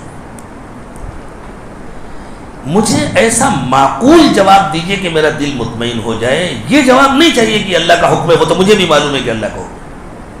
بتاؤ بھائی کیا سوال ہے, کوئی دعویٰ نہیں ہے. اگر اللہ نے سمجھا دیا تو بتلائیں گے, ورنہ اپنی جہالت کا اقرار کریں گے, نہیں معلوم ہمیں. تو انہوں نے کہا شریعت میں ہر کام داہنی طرف سے پسندیدہ ہے, طواف بائیں طرف سے کیوں ہوتا ہے؟ ادھر سے بایاں ہاتھ کعبے کی طرف رہتا ہے نا, تو طواف بائیں طرف سے کیوں ہوتا ہے, طواف داہنی طرف سے کیوں نہیں ہوتا, جبکہ شریعت میں ہر کام داہنی طرف سے. اور کہا جس سے بھی میں نے پوچھا, انہوں نے کہا بھائی اللہ کا حکم ہے کرنا چاہیے, تو مجھے بھی معلوم ہے اللہ کا حکم ہے, لیکن میں کوئی ایسا معقول جواب چاہتا ہوں جس سے میرا دل مطمئن ہو جائے کہ اس کی کوئی وجہ ہے, اس کے پیچھے کوئی لاجک ہے.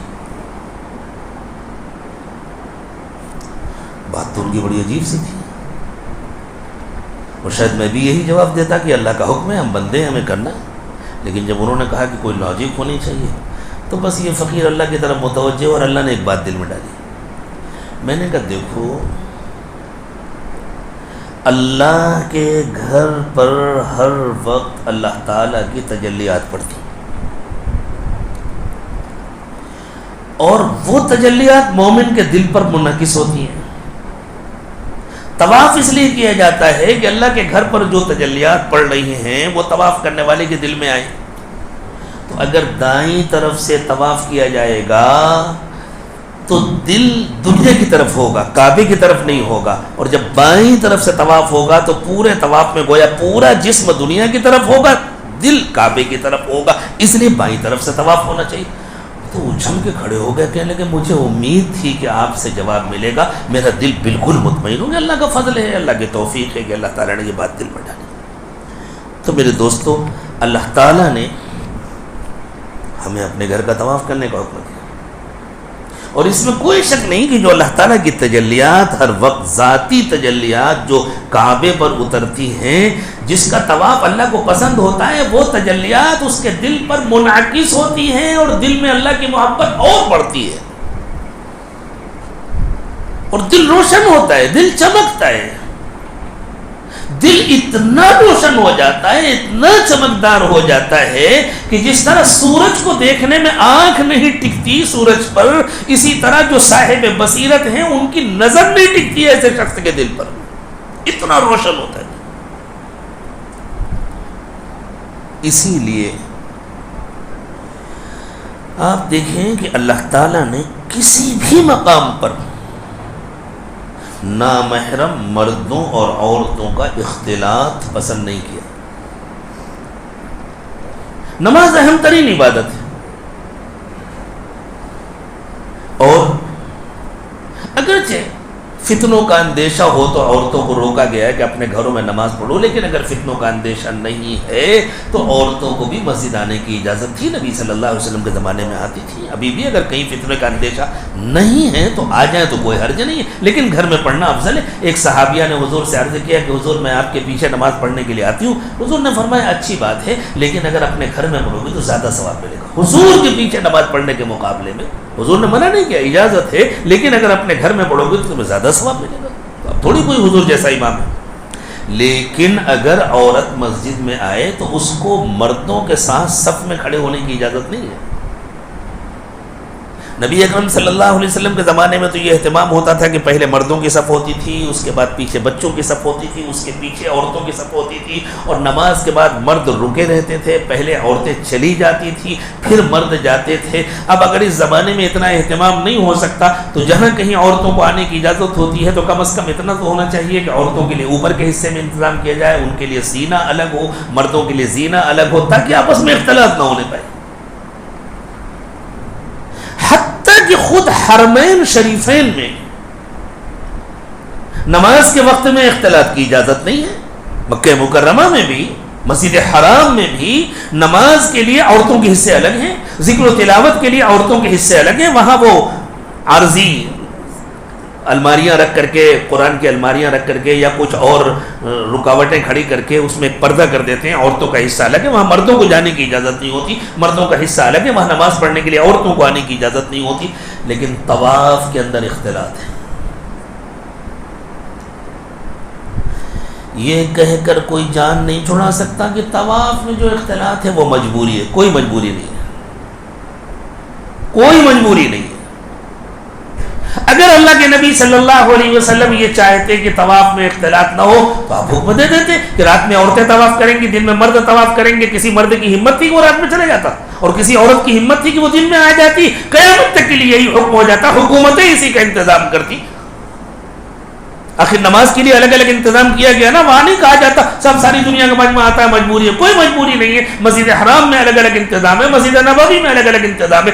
میاں بیوی ایک ساتھ آتے ہیں اپنے روم سے نکل کر کے, لیکن عورت جاتی ہے عورتوں کے حصے میں, مرد جاتا ہے مردوں کے حصے میں. وہاں کوئی پولیس والوں سے کہے کہ صاحب ہم لوگ الگ الگ ہو جائیں گے تو ملنا مشکل ہوگا, وہ ملنا مشکل ہے تو اپنے کمرے میں جا کے نماز پڑھو, جہاں ساتھ نہیں پڑھ سکتا. کوئی مجبوری نہیں. اگر اللہ چاہتے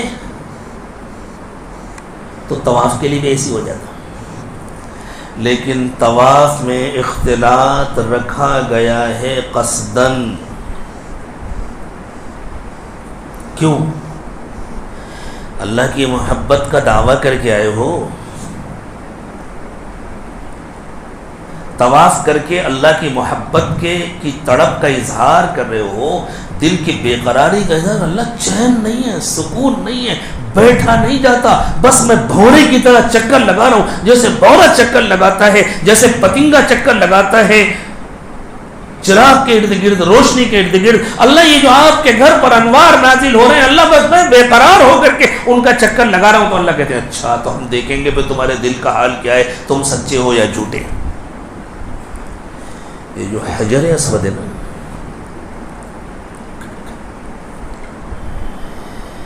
حجر اسود میں ہر دل کا ڈاٹا سیف ہوتا ہے. حجر اسود اللہ کی طرف سے ایک زبردست کیمرہ ہے جو دلوں کی حالت کو ریکارڈ کرتا ہے. یہ میں صرف سمجھانے کے لیے نہیں کہہ رہا ہوں, یہ میں آپ کو حقائق کھول کر بتلا رہا ہوں. حجر اسود دل کی حالت کو ریکارڈ کرتا ہے. اس کا صحیح احساس ہو جائے انسان کو تو تڑپ تڑپ کر روئے حجر اسود کے سامنے جاتے ہوئے, بے قرار ہو جائے. حجر اسود کے سامنے جانے سے زیادہ نازک کوئی کام نہیں ہے. حجر اسود کو اللہ تعالیٰ نے اس لیے نصب کرایا ہے کہ اب تم ہماری محبت کی تڑپ کا اظہار کرنے آئے ہو, تم یہ دعویٰ کر رہے ہو کہ تم ہماری محبت میں بے قرار ہو, تو چلو پہلے اسکین کراؤ, پہلے حجر اسود کے سامنے آؤ. اسی لیے حجر اسود سے طواف شروع ہوتا ہے نا, پہلے استلام کرو, حجر اسود کے سامنے آؤ, اپنے دل کا حال ریکارڈ کراؤ, تمہارا دل کس حال میں, اور اس کے بعد اب چکر شروع کرو. یہاں ساری دنیا کا حسن جمع ہوگا, ساری دنیا کی جوانیاں جمع ہوں گی, ساری دنیا کے مرد ہوں گے, ساری دنیا کی عورتیں ہوں گی, اور ایک ساتھ مجمع ہوگا, ان کے بیچ میں تم کو چلنا ہے. اور اب تمہارا امتحان ہوگا تمہارے دل میں ہماری کتنی محبت ہے. دائیں طرف کون ہے, بائیں طرف کون ہے, آگے کون ہے, پیچھے کون ہے, کسی طرف تمہاری نظر اٹھتی ہے یا نہیں, کسی کا تمہارے دل میں خیال آتا ہے یا نہیں. اس طرح تم چکر پورے کر کے آئے, ایک چکر مکمل ہوا پھر ریکارڈ ہوگا تمہارے دل کا حال, دوسرا چکر مکمل ہوا پھر ریکارڈ ہوگا تمہارے دل کا حال. خدا نہ خواستہ اگر وہاں اللہ کی محبت میں کمی آ گئی اور کسی نہ محرم کی طرف نظر اڑ گئی اور اس کا دل پر اثر پڑا, وہ ریکارڈ ہو جائے گا. اور اللہ کے نبی صلی اللہ علیہ وسلم نے ارشاد فرمایا, قیامت کے دن اللہ تعالیٰ حجر اسود کو دو آنکھیں اور ایک زبان دیں گے, وہ ایک ایک کو پہچانے گا اور گواہی دے گا. جب یہ بات آ گئی حدیث میں کہ اللہ تعالیٰ آنکھیں دیں گے, زبان دیں گے, حجر اسود پہچانے گا اور گواہی دے گا, تو معلوم ہو گیا نا حجر اسود ریکارڈ کرتا ہے. اور زبان کے بول صرف نہیں, دل کی حال کو ریکارڈ کرتا ہے. اس لیے طواف کے اندر اختلاط ہے, یہ ہمارا امتحان ہے. اب اگر گھروں میں نگاہوں کی حفاظت کی عادت نہیں ہے, اگر بازاروں میں نگاہوں کی حفاظت کی عادت, اسی لیے تو میرے دوستو یہ تزکیے کی محنت اسی لیے تو کرائی جاتی ہے. اس کے بغیر حج کا تصور ہی نہیں ہے, اس کے بغیر حج صرف دکھاوا ہے, اس کے بغیر حج صرف بھاگ دوڑ ہے, اس کے بغیر صرف حج محبت کا جھوٹا اظہار ہے, جس کے نتیجے میں وہاں سے کچھ لے کر آنا تو دور کی بات ہے, بندہ جو لے کر گیا ہوتا ہے اسے بھی لٹا کر آ جاتا ہے. زبردست تربیت کے بعد مکمل تزکیے کے بعد وہاں جانے کی ہمت کرنا چاہیے. اور جب اب کر لیا ہے ارادہ تو اب تزکیے کی نیت کریں, اب اپنی تربیت کی نیت کریں. اس کے بغیر کچھ نہیں ہوتا میرے دوستو. اور تزکیے کے بغیر کوئی عمل جاندار نہیں ہوتا, چاہے حج ہو, چاہے عمرہ ہو, چاہے پڑھنا پڑھانا ہو, چاہے جماعتوں میں پھرنا ہو, چاہے ذکر, کچھ بھی ہو. تزکیے کے بغیر کسی عمل میں جان نہیں آتی, تزکیے کے بغیر کسی عمل میں اخلاص نہیں آ سکتا. اور جس طرح اگر کھانا چاہے جتنا اچھا ہو لیکن وہ مناسب ماحول میں نہ ہو تو سڑ جاتا ہے, اس میں کیڑے پڑتے ہیں. ہمارے ہر شعبے کے اندر جو کیڑے پڑ رہے ہیں اور ہمارے ہر شعبے میں جو جھگڑے ہو رہے ہیں اور ہر شعبے میں جو اختلاف ہو رہے ہیں, کوئی ادارہ نہیں بچا اختلاف سے, کوئی مسجد نہیں بچی اختلاف سے, کوئی جماعت نہیں بچی اختلاف سے, حتیٰ کہ ایک جماعت و تبلیغ سے بڑا آسرا تھا وہ نہیں بچا اختلاف سے. کیوں؟ تزکیے کی طرف سے بے توجہی کے نتیجے میں. جسم سے جان نکل جاتی ہے تو جسم سڑتا ہے, کھانا خراب ہو جاتا ہے تو کھانا سڑتا ہے, اور زندگی سے تزکیہ نکل جائے تو ہر عمل سڑتا ہے, ہر ادارہ سڑتا ہے, ہر تنظیم سڑتی ہے, ہر جماعت سڑتی ہے. اللہ پھر ہمیں متوجہ کرتے ہیں, پھر اللہ تعالیٰ ہمارے دلوں کو پاک و صاف کرتے ہیں. تو میرے دوستوں, تزکیے کے بغیر حج کا کوئی تصور نہیں ہے. اور اللہ کی اس محبت کی طلب کے ساتھ ہر جگہ اللہ کی یاد ہے. دعا بھی تو اللہ کی یاد ہی ہے نا, دعا میں بھی تو اللہ ہی کو یاد کیا جاتا ہے. اللہم اللہم, اے اللہ اے اللہ اے اللہ. درود پاک پڑھنا بھی تو اللہ کو یاد کرنا ہے. اللہم صلی علی محمد وعلی آل محمد. اے اللہ حضور اکرم صلی اللہ علیہ وسلم پر رحمت نازل فرمائیے, آپ کی اولاد پر, آپ کے خاندان والوں پر رحمت نازل فرمائیے.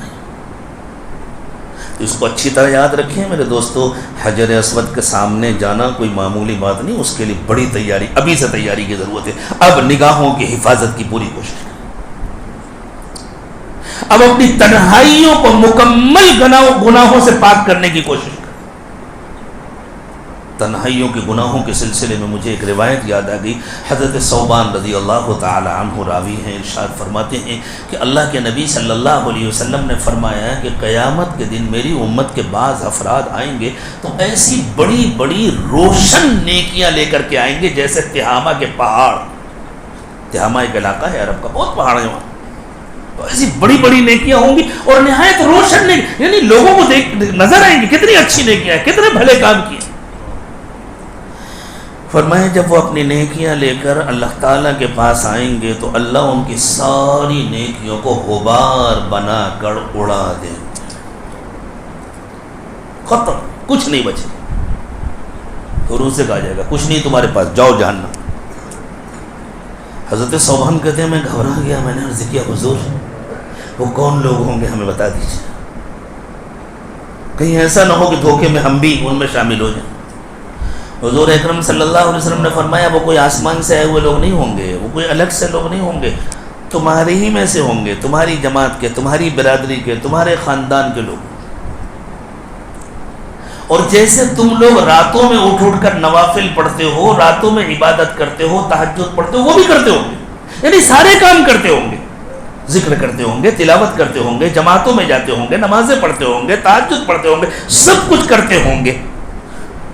حضور پھر یہ انجام کیوں ہوگا؟ فرمایا ہاں ان کے اندر ایک بہت بڑی کمی ہوگی. وَلَكِنَّهُمْ إِذَا خَلَوْا بِمَحَارِمِ اللَّهِ انْتَهَاكُوهَا, جب انہیں تنہائی میں کوئی گناہ کرنے کا موقع ملتا ہوگا تو گناہ کر لیتے ہوں. یعنی اللہ مجھے دیکھ رہے اس کا یقین نہیں ہے. لوگوں کے سامنے بڑے اچھے ہیں, بڑے نیک ہیں. اور دیکھیں یہ میں نے آسانی کے لیے سمجھانے کے لیے ترجمہ کیا ہے کہ تنہائی کا موقع ملتا ہو. اللہ کے نبی صلی اللہ علیہ وسلم نے فرمایا وَلَكِنَّهُمْ إِذَا خَلَوْا بِمَحَارِمِ اللَّهِ, جب انہیں اللہ کے حرام کیے ہوئے کسی کام کو کرنے کا چانس ہو جاتا ہو. کسی کا دبا سکتے ہیں, دبا کے بیٹھ گئے.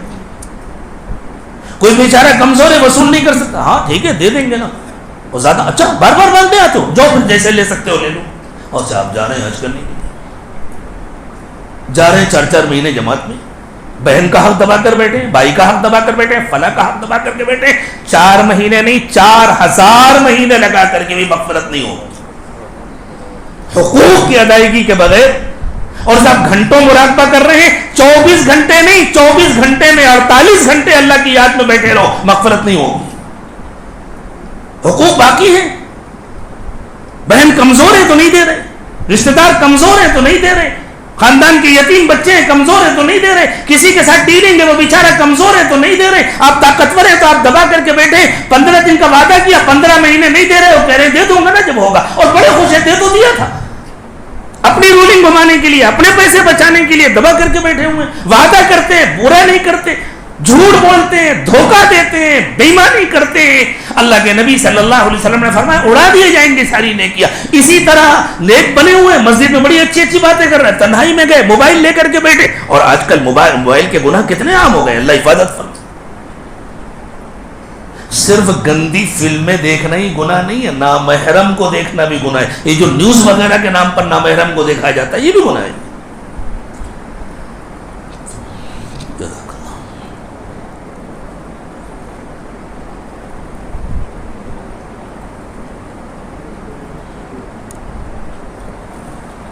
اب سوچو اگر دل میں یہ گندگیاں, ہر گناہ کا دل پر اثر پڑتا ہے. یہ حدیث تو آپ نے تعلیم میں بار بار سنی ہوگی نا, کہ جب انسان کوئی گناہ کرتا ہے تو دل پر ایک سیاہ نقطہ لگ جاتا ہے, توبہ کر لیتا ہے سچی تو دھل جاتا ہے, نہیں توبہ کیا تو اس کے ساتھ ایک نقطہ اور لگ جاتا ہے, پھر گناہ کیا اور لگ جاتا ہے, پھر گناہ کیا اور لگ جاتا ہے, اور ایک وقت آتا ہے کہ پورا دل سیاہ ہو جاتا ہے, اور اس کے بعد مہر لگا دی جاتی ہے. اولئک الذین طبع اللہ علی قلوبہم واتبعوا اہواءہم. اللہ نے فرمایا پھر یہ ایسے لوگ ہو جاتے ہیں جن کے دلوں پر اللہ کی طرف سے مہر لگا دی جاتی ہے. اب یہ اپنے نفس کے غلام ہو جاتے ہیں, اب ان کے لیے توبہ کا دروازہ بند کر دیا جاتا ہے. ہر گناہ کا دل پر اثر ہوتا ہے, اور حجر اسود میں اس اثر کا فوٹو آتا ہے. کیا منہ لے کر جائیں گے حجر اسود کے سامنے؟ ہم سب ابھی سے صاف کریں. جس کے حقوق باقی ہیں جائیں, گھروں میں جائیں, بیٹھیں, ایمانداری کے ساتھ بیٹھیں, کاپی لیں, نوٹ کرنا شروع کریں, کس کا دل دکھایا تھا, کس کو تکلیف پہنچی تھی. پہلے اللہ سے سچی پکی توبہ کریں, اللہ معاف کر دیجیے, کبھی نہیں کروں گا. اس کے بعد ایک ایک کے پاس جائیں. دنیا میں معافی مانگ لینے میں بے عزتی نہیں ہے, اللہ آخرت کی ذلت سے حفاظت فرمائے. ہمیں ڈر لگتا ہے نا دنیا میں معافی مانگنے کی تو بے عزتی ہوگی. ارے بھرے چوراہے پر سب کے سامنے معافی مانگنے میں بھی بے عزتی نہیں ہے, اللہ کے یہاں جو پکڑ ہوگی. انبیاء کرام ڈرتے تھے, ولا تخزنی یوم یبعثون یوم لا ينفع مال ولا بنون. اللہ قیامت کے دن کی ذلت سے بچا دیجیے, جس دن نہ مال کام آئے گا نہ اولاد کام آئے گی. الا من اتى اللہ بقلب سلیم. وہاں کی ذلت سے صرف وہی بچ سکے گا جس کا دل بے عیب ہو, جس کا دل ہر بیماری سے پاک ہو. تو لسٹ بنائیں, کریں گے نا انشاءاللہ. ہاں میں بہت دور سے آیا ہوں آپ کے پاس یہ گزارشات لے کر کے. میں صرف سنانے کے لیے نہیں آیا کہ میں سنا دوں آپ سن لیں, میں کہوں آپ کا شکریہ کہ آپ نے سن لیا, آپ کہیں ماشاءاللہ بہت اچھی بات ہوئی ہے. اس طرح تو آپ کا بھی وقت ضائع ہوگا, میرا بھی وقت ضائع ہوگا. اللہ مجھے ہر بات کامل اخلاص سے کہنے کی توفیق عطا فرمائے, آپ کو ہر بات 100% عمل کی نیت سے کامل اخلاص سے سننے کی توفیق عطا فرمائے. تو اب کریں گے نا انشاءاللہ. ڈائری خریدو, ڈائری, نوٹ بک لو دکان سے, اور اس میں بیٹھ کر کے خانے بناؤ. حقوق اللہ, میرے ذمے اللہ کے کون کون سے حقوق باقی ہیں.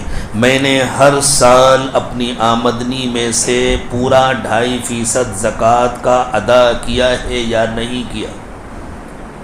اور یاد رکھو یہ جو پلاٹ خرید کر ڈالے جاتے ہیں, یہ جو زمینیں خرید کر ڈالی جاتی ہیں کہ جب بھاؤ بڑھے گا تو بیچ لوں گا, یہ بھی تجارت کا سامان ہے, اس پر بھی زکوٰۃ ہے. 2.5% دیتے ہوئے آدمی کا دل دکھتا ہے. ارے 97% اللہ نے تمہیں دیا ہے, اس کی خوشی نہیں ہوتی؟ کوئی لے کر پیدا ہوا تھا کیا؟ یہ سوچو. 100% اللہ نے دیا ہے, اللہ اس میں سے صرف 2.5% مانگ رہے ہیں. کہہ رہے ہیں 2.5% پہنچا دو جہاں میں کہہ رہا ہوں, باقی 97.5% تمہاری مزدوری ہے, تم رکھ لو. بندے کا دل زکوٰۃ کو ادا کرنے سے تب دکھتا ہے جب وہ مال کو اپنا حق سمجھتا ہے, اور جو مال کو اپنا حق سمجھے وہ اپنے کو اللہ کے برابر سمجھتا ہے. وہ اپنی ذات کو شریک کرتا ہے اللہ کے ساتھ. سب کچھ اللہ کا ہے. للہ ما فی السماوات و ما فی الارض. حساب لگاؤ بیٹھ کر کے، تمہارے پلاٹ، تمہاری زمینیں، تمہارا انویسٹ جو تم نے کیا ہوا ہے، اس سب کا حساب کر کے زکوٰۃ ادا کی ہے یا نہیں کی، نوٹ بک میں نہیں کی تو لکھو اور اسے ادا کرو، ورنہ حج قبول ہونے کا سوال نہیں ہے۔ اگر فوری طور پر نہیں ادا کر سکتے تو جتنا دے سکتے ہو اتنا دو، نیت کرو، نوٹ کر کے رکھو، تاکہ اگر تمہارا انتقال ہو جائے تو وہ ڈائری تمہارے گھر والوں کو ملے، وہ تمہاری وصیت کا حصہ ہو کہ یہ قرض اللہ کا میرے ذمہ باقی ہے، یہ دینا ہے۔ ایسا نہ ہو کہ تم کو اللہ کے قرض کی سزا ملے اور گھر والے مزے کریں تمہارے جمع کیے ہوئے مال پر۔ عام طور سے یہی ہوتا ہے۔ نبی صلی اللہ علیہ وسلم نے فرمایا وہ کتنا بڑا بے وقوف ہے جو اپنے مال سے زیادہ دوسرے کے مال کی حفاظت کرتا ہے۔ صحابہ نے عرض کیا حضور وہ کون ہوگا جو اپنے مال کے بجائے دوسرے کے مال کی حفاظت کرتا ہے؟ فرمایا جو انسان اللہ کی نافرمانی کر کر کے مال جمع کرتا ہے اور اس کو بچا بچا کر کے رکھتا ہے اور اللہ کے راستے میں خرچ نہیں کرتا، وہ تو اپنے وارثوں کے مال کی حفاظت کر رہے ہیں نا، سزا یہ بھگتے گا، مزے وہ لیں گے۔ کیا ہم اس کے لیے تیار ہیں کہ سزا ہم بھگتے مزے دوسرے لیں؟ تو حقوق اللہ کی ایک فہرست بنائیں، اس میں اللہ کے کون کون سے حقوق باقی، کتنی نمازیں باقی ہیں ہمارے ذمے، بالغ ہونے کے بعد سے اب تک کتنی چھوٹی ہیں، کتنی باقی ہیں، قضا شروع کر دیں، ابھی سے شروع کر دیں، ہر نماز کے بعد ایک نماز پڑھا کریں اور اللہ سے دعا کریں اللہ زندگی میں اتنی برکت دیجیے میں انشاءاللہ پوری قضا کروں۔ جو کچھ باقی، کتنے روزے باقی ہیں، کبھی خدا نہ خواستہ رمضان کا کوئی روزہ جان بوجھ کے توڑ تو نہیں دیا تھا، کفارہ باقی ہے، وہ نوٹ کرو علماء سے لکھ۔ حج کھیل نہیں ہے، حج تماشا نہیں ہے، اور مجھے یہ اہم ترین باتیں آپ کو نہ سنانی ہوتی تو میں مولانا الیاس صاحب سے معذرت کرتا، بھائی حج کے احکام و مسائل سکھانے والے بہت ہیں، ان سے کر لوں، میں اس موقع پر نہیں آ سکوں گا، لیکن انہوں نے دعوت دی کہ حج کا تربیتی پروگرام ہے تو میں اس نیت سے آ گیا، سفر کی مشقت برداشت کر کے کہ کیا پتہ اللہ تعالیٰ کسی ایک بندے کو سچی توبہ نصیب فرما دے اور اس کی توبہ کی برکت سے اس گنہگار کی بھی مغفرت ہو جائے۔ اس لیے میرے دوستو نوٹ بک خریدو، آج ہی خریدو، اور اس میں کالم بناؤ حقوق اللہ کا اور اس میں سب لکھو، کتنی نمازیں باقی ہیں، کتنے روزے باقی ہیں، خدا نہ خواستہ کوئی روزہ جان بوجھ کے ٹوٹ گیا تھا اللہ اس کو معاف کرے، اس کا کفارہ باقی ہے، وہ سب ادا کرنا ہے، ہو سکے تو حج سے پہلے ادا کرو، ورنہ نیت کرو، سچی توبہ کرو اور جتنا ہو سکے اتنا ابھی کرو، بعد میں کرنے کی نیت کرو۔ کتنے سالوں کی قربانیاں باقی ہیں، اگر نہیں وہ لکھو۔ اس طرح اللہ کے جتنے حقوق ہیں ان سب کا پورا چارٹ بناؤ، پھر ایک کالم بناؤ حقوق العباد کا، بندوں کے حقوق، ماں باپ کے کون کون سے حقوق میرے ذمہ باقی رہ گئے، کب میں نے ماں باپ سے کوئی گستاخی اور بدتمیزی کی ہے، ان کے جا کر پیر پکڑ کر کے خوشامد کر کے معافی مانگو، اگر وہ اللہ کو پیارے ہو گئے ان کے لیے ایصال ثواب کرو، ان کے لیے دعائے مغفرت کرو، ان کے لیے صدقہ جاریہ کا انتظام کرو تاکہ ان کی روح خوش ہو۔ اگر بہن کا حصہ باقی ہے، بھائی کا حصہ باقی ہے، کبھی بہن کا دل دکھ گیا تھا، مال کا حصہ نہیں باقی لیکن دل دکھ گیا ہے، اس کو راضی کرو۔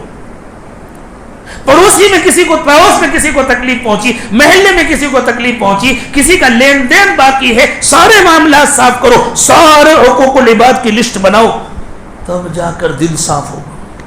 تو اللہ کے حقوق کی بھی لسٹ بناؤ، بندوں کے حقوق کی بھی لسٹ بناؤ، اور اللہ کے لیے اب اپنی تنہائیوں کو گناہوں سے مکمل محفوظ کرو۔ اللہ میری تنہائیوں کو بھی گناہوں سے پاک کرے، آپ کی تنہائیوں کو بھی گناہوں سے پاک کرے، ورنہ میرے دوستو حجر اسود کا سامنا قیامت کے دن مصیبت بن جائے گا۔ یہ پہچان کر گواہی دے۔ ٹھیک ہے، تھوڑا سا اور آگے چلتے ہیں۔ مینا گئے، مینا میں کیا کرنا ہے؟ کچھ نہیں کرنا، وہی کرنا جو آپ اپنے گھر میں کرتے ہیں، روزانہ 5 وقت کی نماز تو یہاں بھی پڑھتے ہیں، وہاں بھی پڑھتے ہیں، اور کوئی خاص کام نہیں مینا کا، بس 24 گھنٹے گزارنے۔ ہاں ذکر کرنا ہے، اللہ کو خوب یاد کرنا، لیکن اللہ کو یاد کرنے کا بھی کوئی مخصوص طریقہ نہیں بتلایا گیا کہ اس طریقے سے یاد کرنا ہے۔ تمہارا دل چاہے تلاوت کرو، تمہارا دل چاہے، اور وہ بھی جو اللہ تعالیٰ نے یاد کرنے کا خاص حکم دیا ہے وہ واپسی کے بعد کا ہے۔ جب عرفات سے مزدلفہ آ گئے، پھر مزدلفہ سے منا آئے، پھر 2 دن یا 3 دن جو منا میں قیام کرنا ہے جس میں رمی جمرات ہے، اس میں اللہ تعالیٰ نے فرمایا وَاذْكُرُوا اللَّهَ فِي أَيَّامٍ مَّعْدُودَاتٍ۔ عرفات جانے سے پہلے جو منا کا قیام ہے اس کے لیے کوئی مخصوص حکم نہیں ہے۔ تو پھر یہ منا میں 24 گھنٹے کا قیام کیوں ہے؟ یہ سوال نہیں ہے؟ اگر نہ آیا ہو اب تک ذہن میں تو اب ذہن میں پیدا کیجئے اس سوال، اور پھر آئیے اس کا جواب تلاش کریں۔ منا کے بعد کہاں جانا ہے؟ عرفات۔ عرفات کے میدان کو سمجھو حشر کا میدان۔ اسی سے بات لوگ کہہ دیتے ہیں نا وہیں حشر قائم ہوگا، وہ تو کہاں ہوگا اللہ جانے، یہ زمین ہی نہیں بچے گی۔ یوم تبدل الارض غیر الارض، زمین بھی بدل دی جائے گی، آسمان بھی بدل دیا جائے گا۔ اللہ کے نبی صلی اللہ علیہ وسلم نے یہ تعلیم دی، عرفات کے میدان کو سمجھو حشر کا میدان۔ جیسے حشر کے میدان میں اپنا اپنا نامہ اعمال لے کر کے اللہ کے دربار میں حاضر ہونا ہے، اب عرفات کے میدان میں آ گئے، اللہ بھکاری حاضر ہو گئے ہیں، اللہ گنہگار حاضر ہو گئے ہیں، اللہ بہت نادم ہے، شرمندہ ہے، اللہ اپنے گھر سے توبہ کر کے نکلے تھے، بڑی امیدوں کے ساتھ آئے ہیں، اللہ معاف فرما دیجئے، مغفرت فرما دیجئے۔ عرفات کا سب سے بڑا تحفہ مغفرت ہے، اور میدان حشر کا بھی سب سے بڑا تحفہ مغفرت ہے۔ جس کی مغفرت ہوگی اسی کو جنت ملے گی، جس کی مغفرت ہوگی اسی کو حور و غلمان ملیں گے، جس کی مغفرت ہوگی اسی کو نعمتیں ملیں گی۔ یہ جو منا میں 24 گھنٹے گزروائے جا رہے ہیں، 24 گھنٹہ نام ہے ایک دن اور ایک رات کا، اور ہر شخص کو جو زندگی ملی ہے وہ حقیقت میں ایک دن اور ایک رات ہے، بس ایک دن ہے ایک رات ہے، وہی دن رات ریپیٹ ہوتے رہتے ہیں۔ جیسے آپ کی اسکوٹر کے 2 پہیے ہوتے ہیں نا، آپ اپنے گھر سے بازار تک جائیں تو وہی 2 پہیے گھومتے ہیں، اور آپ اپنے گھر سے نکل کر کے دنیا کے دوسرے کنارے تک چلے جائیں، اگر آپ کی ہمت ہے بیٹھنے کی چلانے کی، وہی 2 پہیے گھومتے رہتے ہیں۔ اسی طرح کسی کی 40 سال کی عمر ہو، 50 سال کی ہو، 60 کی ہو، 70 کی ہو، 80 کی ہو، 100 کی ہو یا 900 سال کی ہو، وہی ایک دن اور ایک رات ہیں جو ریپیٹ ہوتے رہتے ہیں۔ جس نے ایک دن تقوی کے ساتھ گزارنا سیکھ لیا، جس نے ایک دن اللہ کی یاد کے ساتھ گزارنا سیکھ لیا، اور جس نے ایک رات تقوی کے ساتھ اور اللہ کی یاد کے ساتھ گزارنا سیکھ لیا، جس نے اپنا ایک دن گناہوں سے پاک کر لیا اور جس نے اپنی ایک رات گناہوں سے پاک کر لیا، وہ اپنے ہر دن کو گناہوں سے پاک کر سکتا ہے، وہ اپنی ہر رات کو گناہوں سے پاک کر سکتا ہے۔ تو ایک دن اور ایک رات کو بنانے کی ساری محنت ہے دنیا میں، تاکہ حشر کی رسوائی سے انسان بچ سکے۔ اس لیے عرفات کے میدان میں حاضری سے پہلے منا میں ایک دن اور ایک رات دیا گیا ہے کہ حشر کی حاضری سے پہلے اپنا ایک دن اور ایک رات اللہ کی یاد اور تقوی کے ساتھ گزارنا سیکھو۔ یہ حکمت ہے منا میں ایک دن اور ایک رات ٹھہرانے کی، الگ سے کوئی عمل نہیں دیے گئے، وہی سارے اعمال جو تمہارے ہیں، وہی تلاوت جو اپنے گھر میں کرتے تھے، وہی ذکر جو اپنے گھر میں کرتے تھے، وہی نمازیں جو اپنے گھر میں پڑھتے تھے۔ منا کا ذکر الگ کوئی نہیں ہے، منا کی تلاوت الگ سے کوئی نہیں ہے۔ بعد میں جب واپس آئیں گے عرفات سے، اب منا کا خاص عمل ہے جو یہاں نہیں ہوتا، وہ رمی جمرات ہے۔ اب منا کا خاص عمل ہے قربانی جو یہاں نہیں ہوتا، اب کعبے میں جا کر کے طواف زیارت کرنا جو یہاں نہیں ہوتا، لیکن عرفات جانے سے پہلے منا کے جتنے اعمال ہیں وہ سب وہی ہیں جو یہاں ہوتے ہیں۔ لیکن کہاں جا رہا ہے؟ اس تصور کے ساتھ کہ میدان عرفات میں جانے سے پہلے ایک دن اور ایک رات مجھے تیاری کرنی ہے، اور اللہ کے دربار میں حشر میں حاضر ہونے سے پہلے زندگی کے ایک دن اور ایک رات کو مجھے تیاری میں گزارنا ہے، مجھے اپنا ایک دن مکمل گناہوں سے پاک و صاف کر کے گزارنا ہے، اور ایک رات مکمل گناہوں سے پاک و صاف کر کے گزارنا ہے۔ آدمی دیکھیں منا میں کھانا کھاتے ہیں، بھوک لگتی ہے تو کھانا بھی کھاتے ہیں، لیکن کوئی کھانا کھانے کے لیے منا نہیں جاتا۔ پیاس لگتی ہے تو پانی بھی پیتے ہیں، تو کوئی پانی پینے کے لیے منا جاتا ہے۔ استنجا کا تقاضا ہوتا ہے تو استنجا بھی کرتے ہیں، لیکن کوئی استنجا کرنے کے لیے منا آیا۔ نیند آتی ہے تو سوتے بھی ہے، لیکن کوئی عقل مند یوں کہتا ہے نہیں مکے میں اچھی نیند نہیں آتی تھی اس لیے میں منا سونے کے لیے آیا ہوں۔ منا آدمی نہ سونے آیا ہے، نہ کھانے آیا ہے، نہ پینے آیا ہے۔ حالانکہ منا میں نہ کھانے پر پابندی ہے، نہ پینے پر پابندی ہے، نہ سونے پر پابندی ہے، لیکن ہر وقت خیال رہتا ہے کل عرفات جانا ہے، کل عرفات جانا ہے۔ اللہ چاہتے ہیں ہماری موت سے پہلے کی زندگی ایسی بن جائے، ہم اس دنیا میں کھانا کھائیں گے لیکن کھانا کھانے نہیں آئے، اب پانی پئیں گے لیکن پانی پینے نہیں آئے، ہم گھر بنائیں گے اپنی ضرورت کے لیے لیکن گھر بنانے نہیں آئے، ہم استنجا کریں گے لیکن استنجا کرنے نہیں آئے، ہم آرام کریں گے لیکن آرام کرنے نہیں آئے، ہم یہاں نوکری کریں گے، ملازمت کریں گے، کاروبار کریں گے، لیکن نہ نوکری کرنے آئے ہیں، نہ ملازمت کرنے آئے ہیں، نہ کاروبار کرنے آئے ہیں، ہم تو اس دنیا میں اپنی آخرت بنانے آئے ہیں۔ جیسے منا میں حاجی کو ہر وقت فکر رہتی ہے ہمیں تو کل عرفات جانا ہے، اسی طرح ہر وقت ہمیں اس کی فکر ہو جائے کہ ہمیں تو مرنا ہے اور اللہ کے پاس جانا ہے. یہ مینا میں قیام کی روح ہے. اور پھر عرفات میں جانے کے بعد تو اس یقین، جب انسان اتنی تیاری کر کے جائے گا تو پھر کیوں نہیں مغفرت ہوگی. اس یقین کے ساتھ اللہ سے مانگنا ہے کہ اللہ کے نبی صلی اللہ علیہ وسلم نے فرمایا جس کو عرفات سے واپسی پر اس کا دھوکہ، اس کا شبہ ہو پتہ نہیں میری مغفرت ہوئی یا نہیں ہوئی، اللہ تعالیٰ اس سے بہت ناراض ہوتے ہیں. کیوں نہیں ہوئی؟ لیکن مغفرت کی جو شرطیں ہیں وہ پوری کرنی ضروری ہے نا، جو ابھی عرض کی. اب ایک بات اور سمجھو. ایک آدمی نے ایمان کے ماحول میں آنکھیں کھولی، بچپن سے اس کو تقوی کی تربیت ملی، وہ نماز باجماعت کا پابند ہے، 20 سال گزر گئے اس کی تکبیر اولیٰ نہیں چھوٹی. ہم نے اپنی آنکھوں سے ایسے بزرگوں کو دیکھا. حضرت مولانا ارشاد صاحب رحمۃ اللہ علیہ دارالعلوم دیوبند کے جو مبلغ تھے، آپ کے شہر میں آئے ہوں گے، آپ لوگوں نے بھی ان کو دیکھا ہوگا. اللہ، ہم نے ان کو دیکھا.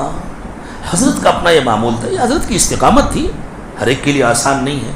ہمیشہ سردی گرمی بارش اذان سے پہلے باوضو مسجد میں ہوتی، ان کا معمول تھا. اذان مسجد میں سنتے تھے. ایسا نہیں کہ اذان ہو گئی تو گھر سے مسجد چلے. کسی کے لیے فرض نہیں ہے، لیکن یہ ان کا مقام تھا. ایسے لوگ ہوتے ہیں امت میں، الگ الگ صفات کے لوگ ہوتے ہیں ہر زمانے میں. بس وہ اذان سے پہلے مسجد میں آتے تھے. اذان ہوئی، انہوں نے سنت پڑھی اور تلاوت کرنے پڑی. اب جماعت تک ان کا معمول ہوتا تھا تلاوت کرنا.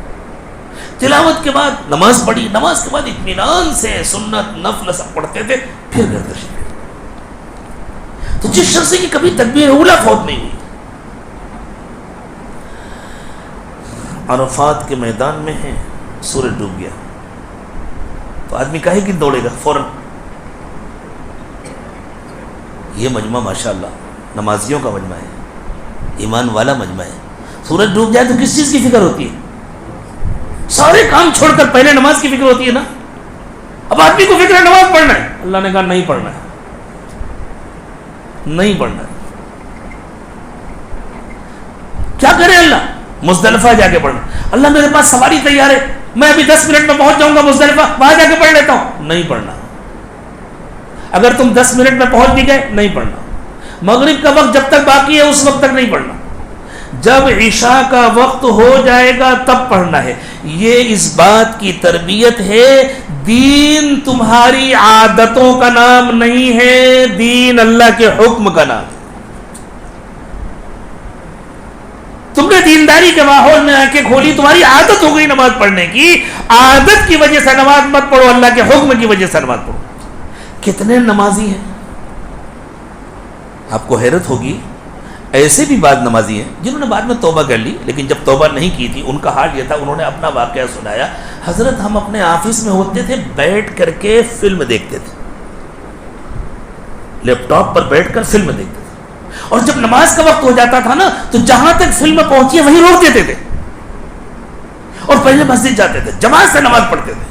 پھر وہاں سے واپس آ کر کے پھر جو بقیہ فلم ہے اس کی قضا کرتے تھے. یہ عادت کی نماز ہے. بچپن سے ماحول ملا نماز پڑھنے کا، عادت کی نماز ہے. وہ نماز اس فلم کو نہیں چھڑا رہی. کیوں؟ اس لیے کہ اللہ کے حکم کی نماز نہیں تھی. اگر اللہ کے حکم کی نماز ہوتی تو جس اللہ نے اپنے گھر بلایا نماز پڑھنے کے لیے، اس اللہ نے نامحرموں کو دیکھنے سے منع کیا، اس اللہ نے فحش مناظر کو دیکھنے سے منع کیا. ان الصلاۃ کانت علی المؤمنین کتابا موقوتا. تو وہاں اس بات کا عملی اظہار کرایا جاتا ہے.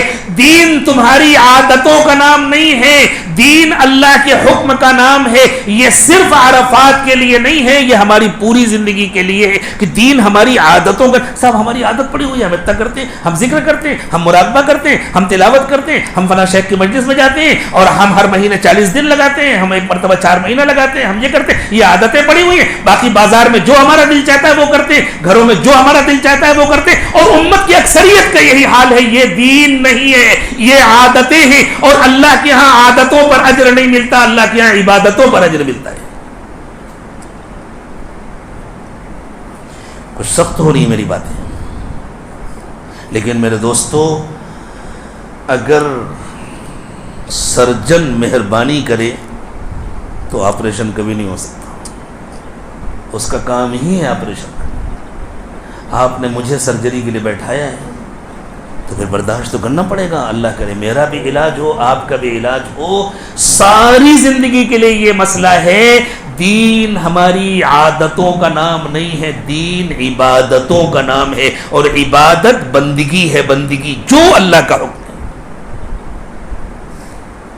اللہ کہے نماز پڑھو تو نماز پڑھنا عبادت ہے. اللہ کہے نماز نہ پڑھو تو نماز پڑھنا اللہ کی نافرمانی ہے. نہیں پڑھیں گے, جو اللہ کہیں گے وہ کریں. ہر وقت ہم اس کے لیے تیار ہوں. دیکھیں بعض موقعوں پر اللہ نے نماز پڑھنے سے منع کیا, لیکن وہ بھی ہماری عادت ہے.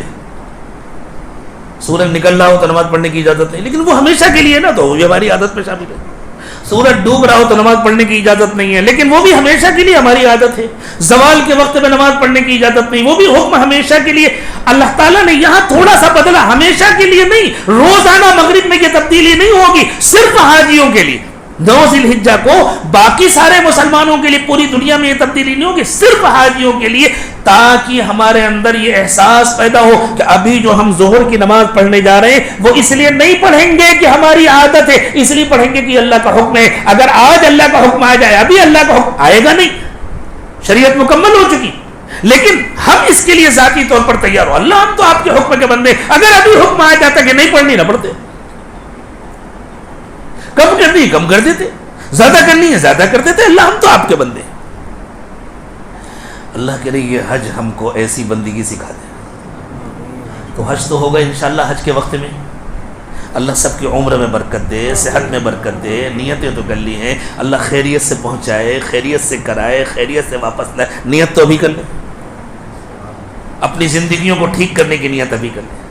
اللہ کی محبت دل میں بڑھانے کی نیت کر لیں, سچی پکی توبہ کرنے کی نیت کر لیں. اور جو میں نے عرض کیا تھا پھر عرض کر رہا ہوں, یاد رہے گا, نوٹ بک خریدنی ہے, آج ہی کالم بنانے ہیں, سب کچھ لکھنا ہے, بیٹھ کر تنہائیوں میں اپنا جائزہ لینا ہے. چاہے کسی کو آپ شریک نہ کریں, آپ بیوی کو بھی شریک نہ کریں, آپ بچوں کو بھی شریک نہ کریں, لیکن اللہ کے روبرو حاضر ہو کر کے خود اپنا جائزہ لیں. اور سب کے حقوق ادا کرنے ہیں, اور آئندہ کے لیے سچی پکی توبہ کرنا ہے. اپنی آمدنی کا جائزہ لینا ہے, میری کمائی کے کیا کیا ذرائع ہیں. کبھی ایسا تو نہیں ہوا کہ میرے سیونگ اکاؤنٹ میں پیسے جمع تھے اور بینک نے اس میں انٹرسٹ بڑھا دیا ہو اور مجھے خیال نہ رہا ہو, میں نے اس کو استعمال کر لیا ہو. اللہ کی پناہ, تو وہ گندگی مجھے فوراً نکالنا ہے. آئندہ ہمیشہ اپنے اکاؤنٹ پر نظر رکھنی ہے.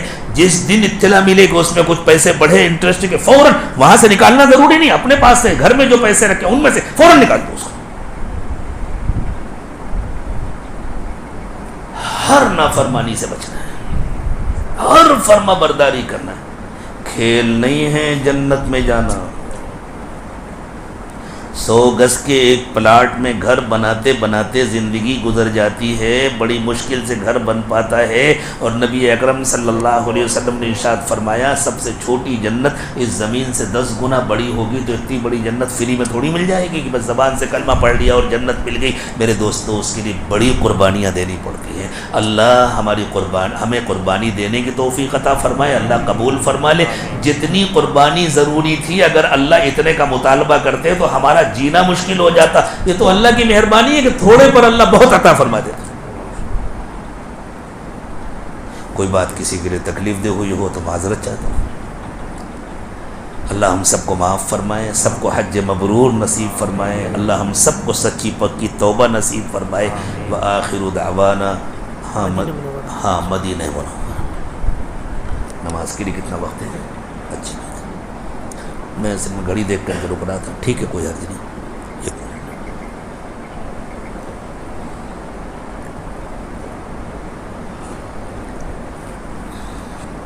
مدینے کے سلسلے میں میرے دوستو, یہ حقیقت ذہن میں رکھیں کہ دینے والی ذات تو اصل میں اللہ کی ہے. سب کچھ اللہ ہی دیتا ہے, لیکن دنیا کو اللہ نے دارالاسباب بنایا. جیسے خالق اللہ ہے نا, خالق بھی ہیں, فاطر بھی ہیں, مصور بھی ہیں, پیدا بھی کرتے ہیں. جب کچھ نہیں تھا تب اللہ نے پیدا کیا, یہی فاطر کے معنی. ہمیشہ ہر چیز کو اللہ پیدا کرتے ہیں, یہ خالق کے معنی. ہر چیز کی شکل بناتے ہیں, ہماری شکلیں بنائیں, کتنی خوبصورت شکلیں بنائیں, یہ مصور کے معنی. سب کچھ اللہ ہے. لیکن اللہ نے ہماری پیدائش کے لیے ماں باپ کو ذریعہ بنایا اور حکم دیا کہ اللہ کے بعد تمہارے ذمہ سب سے بڑا حق ماں باپ کا ہے، اس لیے کہ ماں باپ ذریعہ بنے۔ بالکل اسی طرح میرے دوستو اللہ تعالیٰ جتنی روحانی نعمتیں عطا فرماتے ہیں ان سب کو تقسیم کرنے کا اللہ تعالیٰ نے اپنے محبوب حضرت محمد صلی اللہ علیہ وسلم کو ذریعہ بنایا۔ اس میں کوئی شک نہیں کہ ہدایت اللہ ہی دیتے ہیں، لیکن ہدایت حضور کے واسطے کے بغیر کسی کو نہیں ملتی۔ یہ دونوں باتیں قرآن پاک میں، ہدایت اللہ ہی دیتے ہیں۔ فرمایا انک لا تہدی من احببت، آپ اپنی مرضی سے کسی کو ہدایت نہیں دے سکتے، ولکن اللہ یہدی من یشاء، لیکن اللہ جس کو چاہتے ہیں ہدایت دیتے ہیں۔ لیکن جس کے لیے اللہ ہدایت کا فیصلہ کریں گے دلائیں گے آپ ہی کے ہاتھوں۔ دوسری جگہ فرمایا وَإِنَّكَ لَتَهْدِي إِلَى صِرَاطٍ مُسْتَقِيمٍ، آپ ہی سیدھے راستے کی ہدایت دیتے ہیں، یعنی ہم جس کے لیے فیصلہ کرتے ہیں دلاتے آپ ہی کے ہاتھوں۔ توبہ کی توفیق، دلوں کی نورانیت، دلوں میں اللہ کی محبت، اللہ کا تعلق، جس کو ان میں سے کوئی نعمت بھی ملتی ہے وہ حضرت محمد صلی اللہ علیہ وسلم کے قلب کے واسطے سے ملتی ہے۔ دیکھو اللہ تعالیٰ نے ماں کو پیدائش کا ذریعہ بنایا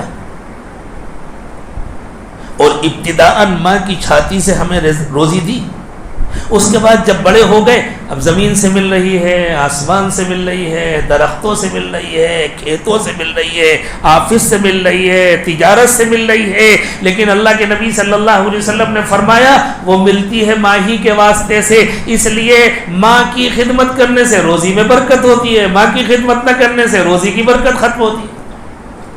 ہاں ماں کسی ایسی چیز کا مطالبہ کرے جس میں اللہ کی نافرمانی ہے تو وہ بات نہیں ماننی، خدمت جاری رکھنی وہ بات نہیں۔ خود اللہ تعالیٰ نے فرمایا وَإِن جَاهَدَاكَ عَلَىٰ أَن تُشْرِكَ بِي مَا لَيْسَ لَكَ بِهِ عِلْمٌ فَلَا تُطِعْهُمَا وَصَاحِبْهُمَا فِي الدُّنْيَا مَعْرُوفًا، اگر تمہارے ماں باپ تم سے کسی غلط کام کے کرنے کا مطالبہ کریں تو ان کا کہنا مت مانو، لیکن ان کے ساتھ بھلائی کرتے رہو، ان کے ساتھ محبت کا معاملہ کرتے رہو، ان کو جھڑکو نہیں، ان کو ڈانٹو نہیں، ان کو گھر سے نکالو نہیں، ان کی بات نہیں، یہ بات غلط ہے، یہ میں نہیں مان سکتا۔ ماں تمہیں حکم دے کہ اپنی بیوی پر ظلم کرو، ہرگز مت مانو، لیکن تمہاری بیوی کہے کہ ماں پر ظلم کرو، اس کی بھی مت مانو۔ اور ماں کے اس حکم کے باوجود ماں کہے اگر تم کو اپنی بیوی کے ساتھ زیادتی نہیں کرنا گھر چھوڑ کے چلے جاؤ، ٹھیک ہے چلا جاتا ہوں، آپ کا حکم ہے، دوسری جگہ رہوں گا، لیکن آپ سے ملتا رہوں گا، آپ کی خدمت کرتا رہوں گا،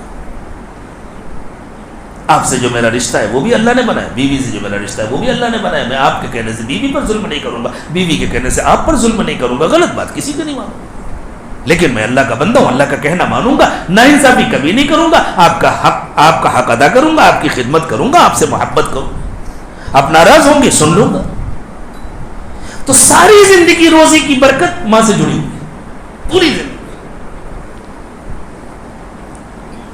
اسی طرح ہمیں جتنی روحانی نعمتیں ملتی ہیں نظر آئیں یا نہ نظر آئیں وہ سب حضرت محمد صلی اللہ علیہ وسلم کے قلب اطہر سے جڑی ہوئی۔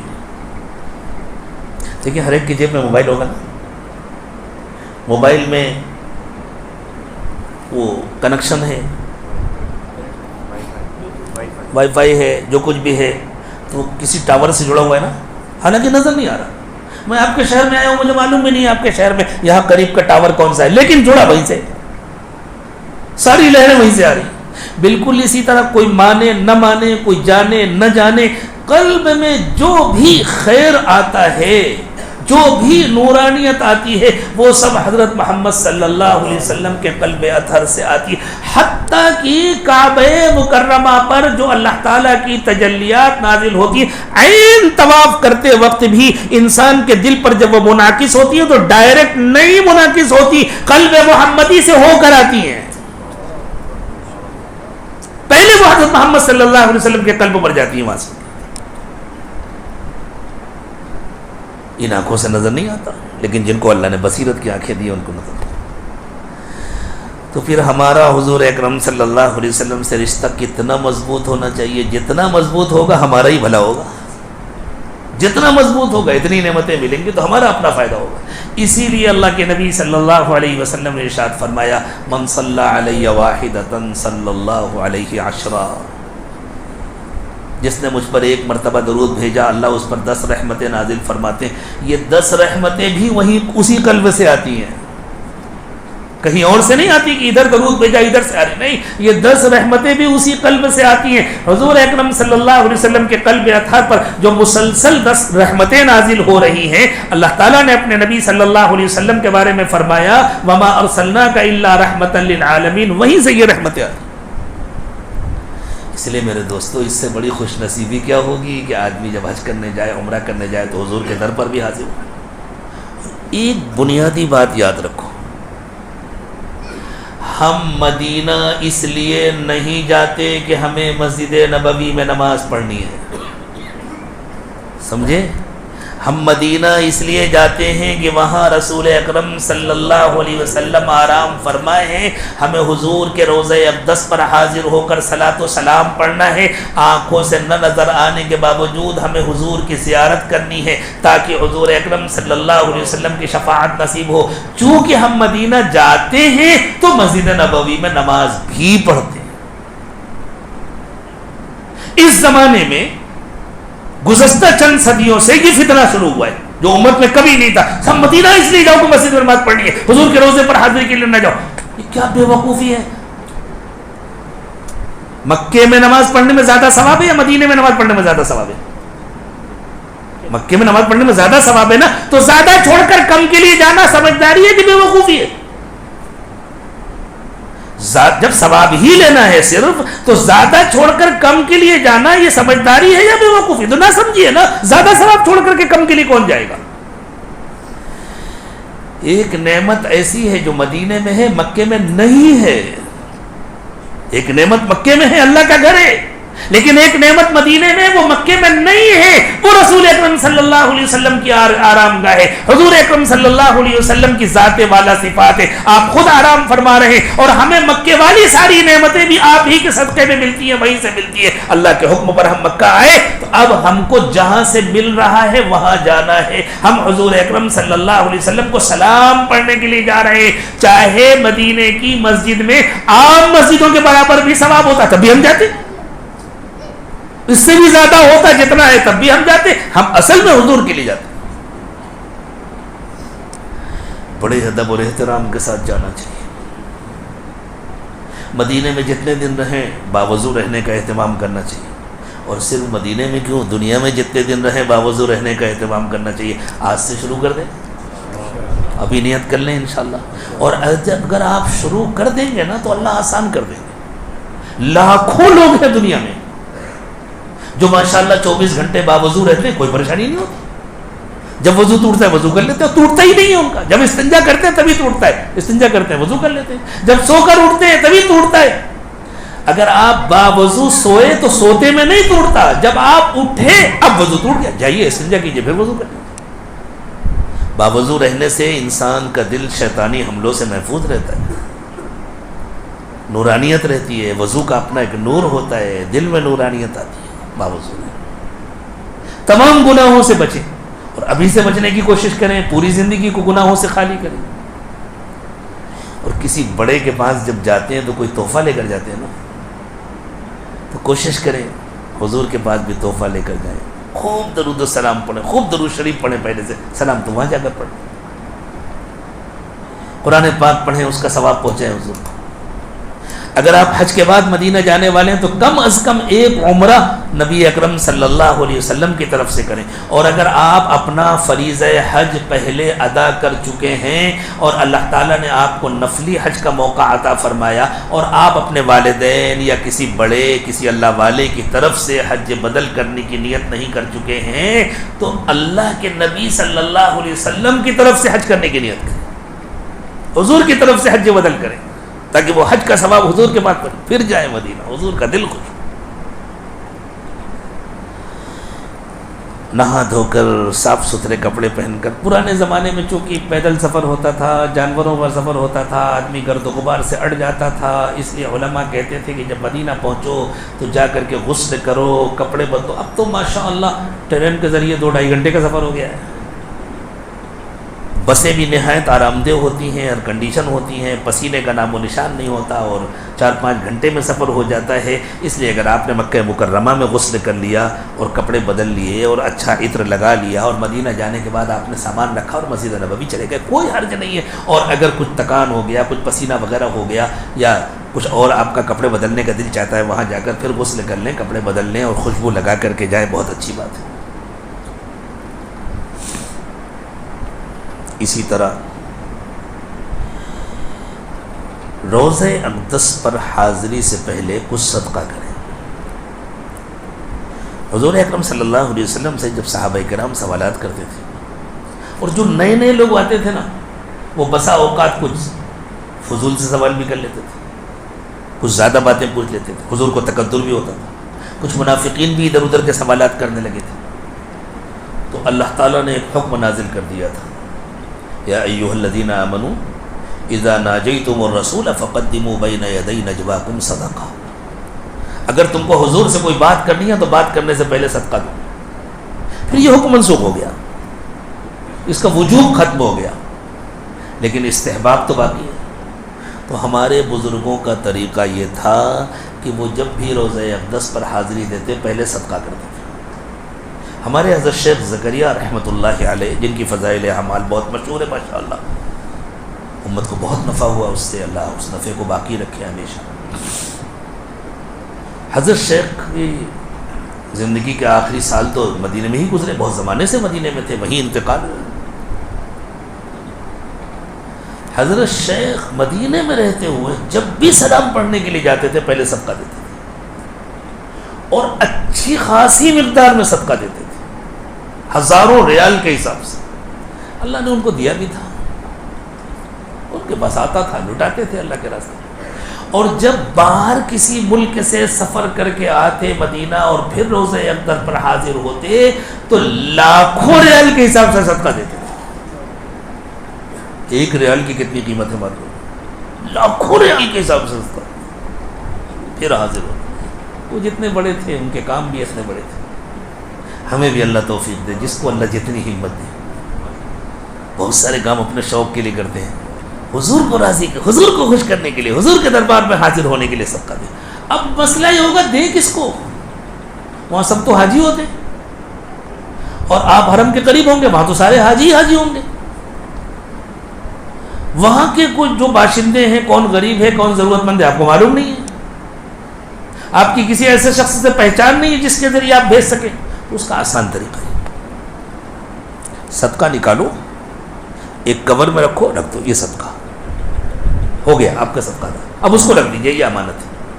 جب آپ یہاں واپس آئیں تو جس طرح آپ یہاں کرتے ہیں، مدرسوں میں دیتے ہیں، علماء کے حوالے کرتے ہیں، یتیموں کو دیتے ہیں، غریبوں کو، جہاں جہاں آپ صدقہ دیا کرتے ہیں وہاں بھیج دیجیے، وہاں آپ نے نکال دیا، ادا ہو گیا۔ اور بار بار روزے اقدس پر صبح بھی جا رہے ہیں، شام بھی جا رہے ہیں، اس کو علماء نے بیعت بھی لکھا ہے۔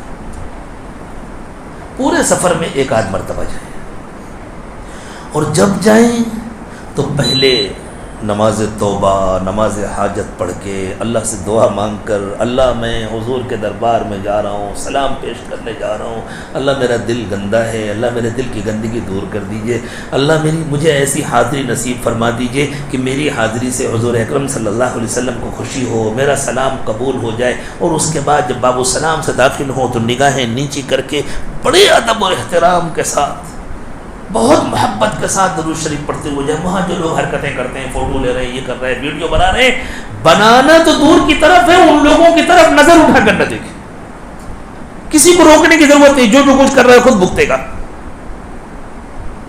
وہاں آپ کسی کو روکنے، کسی کو منع کرنے نہیں گئے، اپنی فکر کرو، جیسے حشر میں اپنی فکر ہوتی ہے، وہاں دوسرے جگہوں پر روکے، کوئی حرج نہیں، پورے ادب اور احترام کے ساتھ۔ کتابوں میں سلام کے بہت سے صیغے لکھے ہوتے ہیں، اور آج کل وہاں حال یہ ہے کہ جن لوگوں کو وہاں مقرر کر دیا گیا ہے ہماری بدعمالیوں کے نتیجے میں، وہ وہاں کے جو پہرے دار کھڑے نا، یوں سمجھے یہ ہماری بدعمالیاں ہیں جو کھڑی ہیں، وہ رکنے ہی نہیں دیتے۔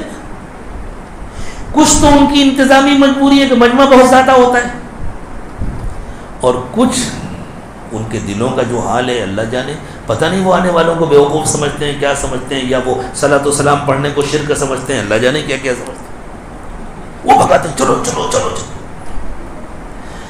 تو پھر ایسے موقع پر یوں کریں کہ مختصر سا سلام پیش کریں. الصلاۃ والسلام علیک یا رسول اللہ. اس کے ساتھ ایک آدھ جملے جو آپ کہہ سکتے ہیں کہیں. اور وہاں چونکہ نبی اکرم صلی اللہ علیہ وسلم سلام کو سنتے اور جس کا سلام حضور کو پسند ہوتا ہے اس کو جواب دیتے. بہت خوش نصیب ہے جس کو حضور کی طرف سے جواب مل گیا. کس کو ملا کس کو نہیں ملا ہمیں پتہ نہیں، اسی لیے تو رو کر کے دعا مانگ کے جانے کی ضرورت ہے. تو چونکہ حضور سن رہے ہیں اس لیے ہمارے بزرگوں نے فرمایا وہاں کلمہ بھی پڑھا، اشہد ان لا الہ الا اللہ وحدہ لا شریک لہ واشہد انک رسول اللہ. یا اگر اتنا نہیں یاد لا الہ الا اللہ محمد رسول اللہ، جو کلمہ یاد ہو، تاکہ حضور ہمارا کلمہ سن لیں اور قیامت کے دن حضور اللہ کے پاس گواہی دیں اللہ یہ میرا امتی، اس نے میرے سامنے کلمہ پڑھا تھا، میں اس کے کلمے کا گواہ. پھر آگے بڑھے. وہاں 3 جالیاں ہیں، جیسے یہ آپ کے دروازے ہیں نا سامنے، جیسے 4 دروازے ہیں نا، ایسے سمجھ لیجیے وہاں 3 ہیں. ایک ادھر جالی، ایک ادھر جالی، ایک بیچ میں. پہلی جالی کے سامنے کچھ نہیں ہے، آخری جالی کے سامنے کچھ نہیں. جو بیچ کی جالی ہے اس پر 3 سوراخ بنے ہوئے ہیں. پہلا جو بڑا سوراخ ہے وہ نبی اکرم صلی اللہ علیہ وسلم کے چہرے انور کے سامنے، دوسرا سوراخ حضرت ابوبکر کے چہرے کے سامنے، تیسرا حضرت عمر کے چہرے کے سامنے. تو دوسرا سوراخ جو ہے اس میں السلام علیکہ، الصلاۃ والسلام علیکہ، السلام علیکہ یا خلیفۃ رسول اللہ یا ابا بکر الصدیق، جو بھی الفاظ لکھے ہیں بہت زیادہ نہیں چونکہ مختصر سا وقت ہوتا ہے. اس سے آگے بڑھیں السلام علیکہ یا امیر المؤمنین عمر بن الخطاب، مختصر سے پڑھیں آگے بڑھ جائیں.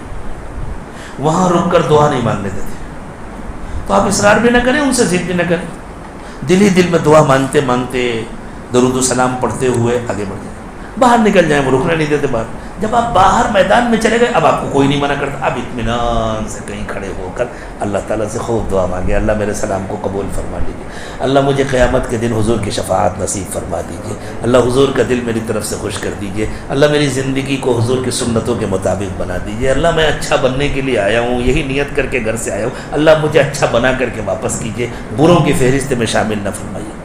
اور جتنے دن بھی رہیں جہاں تک ہو سکے با جماعت تکبیر اولیٰ کے ساتھ مسجد نبوی میں نماز پڑھنے کی کوشش کریں. وہاں بیٹھ کر کے خوب درود شریف پڑھیں، خوب تلاوت کریں، خوب دعائیں مانگیں، اور پوری مسجد میں جہاں سے بھی آپ کو روضہ اقدس نظر آتا ہے وہاں سے بھی کھڑے ہو کر آپ صلاۃ و سلام پڑھ سکتے ہیں. اس لیے ہر نماز کے بعد وہاں سے پڑھ لیا کریں اور پوری حاضری میں ایک آدھ مرتبہ پورے اہتمام کے ساتھ وہاں حاضر ہوں. اسی طرح مدینہ طیبہ کی دوسری مسنون زیارت ہے بقیع کی زیارت. اب بقیع میں بھی ان لوگوں نے یہ کر دیا ہے، ابھی ہم نے سنا کہ ایک طرف سے جانا اور دوسری طرف سے نکلنا، 3-4 کلومیٹر کا چکر لگا کر کے آنا. تو جو بیچارے بوڑھے ہیں جو چل نہیں سکتے، اندر ویل چیئر بھی نہیں جا سکتی شاید، تو پھر وہ تو بس بقیع کے باہر ہی کھڑے ہو کر کے وہیں سے فاتحہ پڑھ لیں. جن کی جانے کی ہمت ہے وہ ایک مرتبہ زیارت کریں. یہ دوسری زیارت. مدینہ کی تیسری زیارت ہے قباء کی زیارت. مسجد قباء جانا، وہاں جا کر نماز پڑھنا. اللہ کے نبی صلی اللہ علیہ وسلم نے فرمایا جو اپنی قیام گاہ سے وضو کر کے قباء میں نماز پڑھنے کی نیت سے آتا ہے اور قباء میں 2 رکعت نماز پڑھتا ہے اس کو 1 عمرے کا ثواب ملتا ہے. تو کم از کم 1 مرتبہ تو قباء جانا چاہیے، اس سے زیادہ بھی کوئی جائے تو کوئی حرج نہیں. اور وہاں ذرا اطمینان سے نماز پڑھنا چاہیے، اطمینان سے دعا مانگنا چاہیے. اس کے علاوہ مدینہ کی مسنون زیارت ہے احد کی زیارت. احد پہاڑ کے سلسلے میں نبی اکرم صلی اللہ علیہ وسلم نے ارشاد فرمایا احد جبل یحبنا ونحن نحبه. احد ایسا پہاڑ ہے کہ اس کو ہم سے محبت ہے، ہم کو اس سے محبت ہے. اور احد کے دامن میں شہدائے احد دفن ہیں، حضرت حمزہ ہیں اور دوسرے شہدائے کرام ہیں. ان کو سلام کرنا، ان کے لیے ایصال ثواب کرنا اور پھر ان کی برکت سے اپنے لیے دعا مانگنا، یہ ہیں مسنون زیارتیں. باقی مدینہ منورہ میں زیارت کرانے والے جہاں جہاں زیارت کراتے ہیں وہ تاریخی مقامات ہیں جن کا حضور سے تعلق ہے، محبت اور عقیدت کے ساتھ جا کر دیکھنے میں کوئی حرج نہیں ہے، لیکن وہ مسنون زیارتیں نہیں ہیں. جتنے دن مدینہ میں رہیں پورے ادب و احترام سے رہیں، مدینہ کی بھی عزت کریں، مدینہ کا بھی احترام کریں، مدینہ والوں کا بھی احترام کریں. جی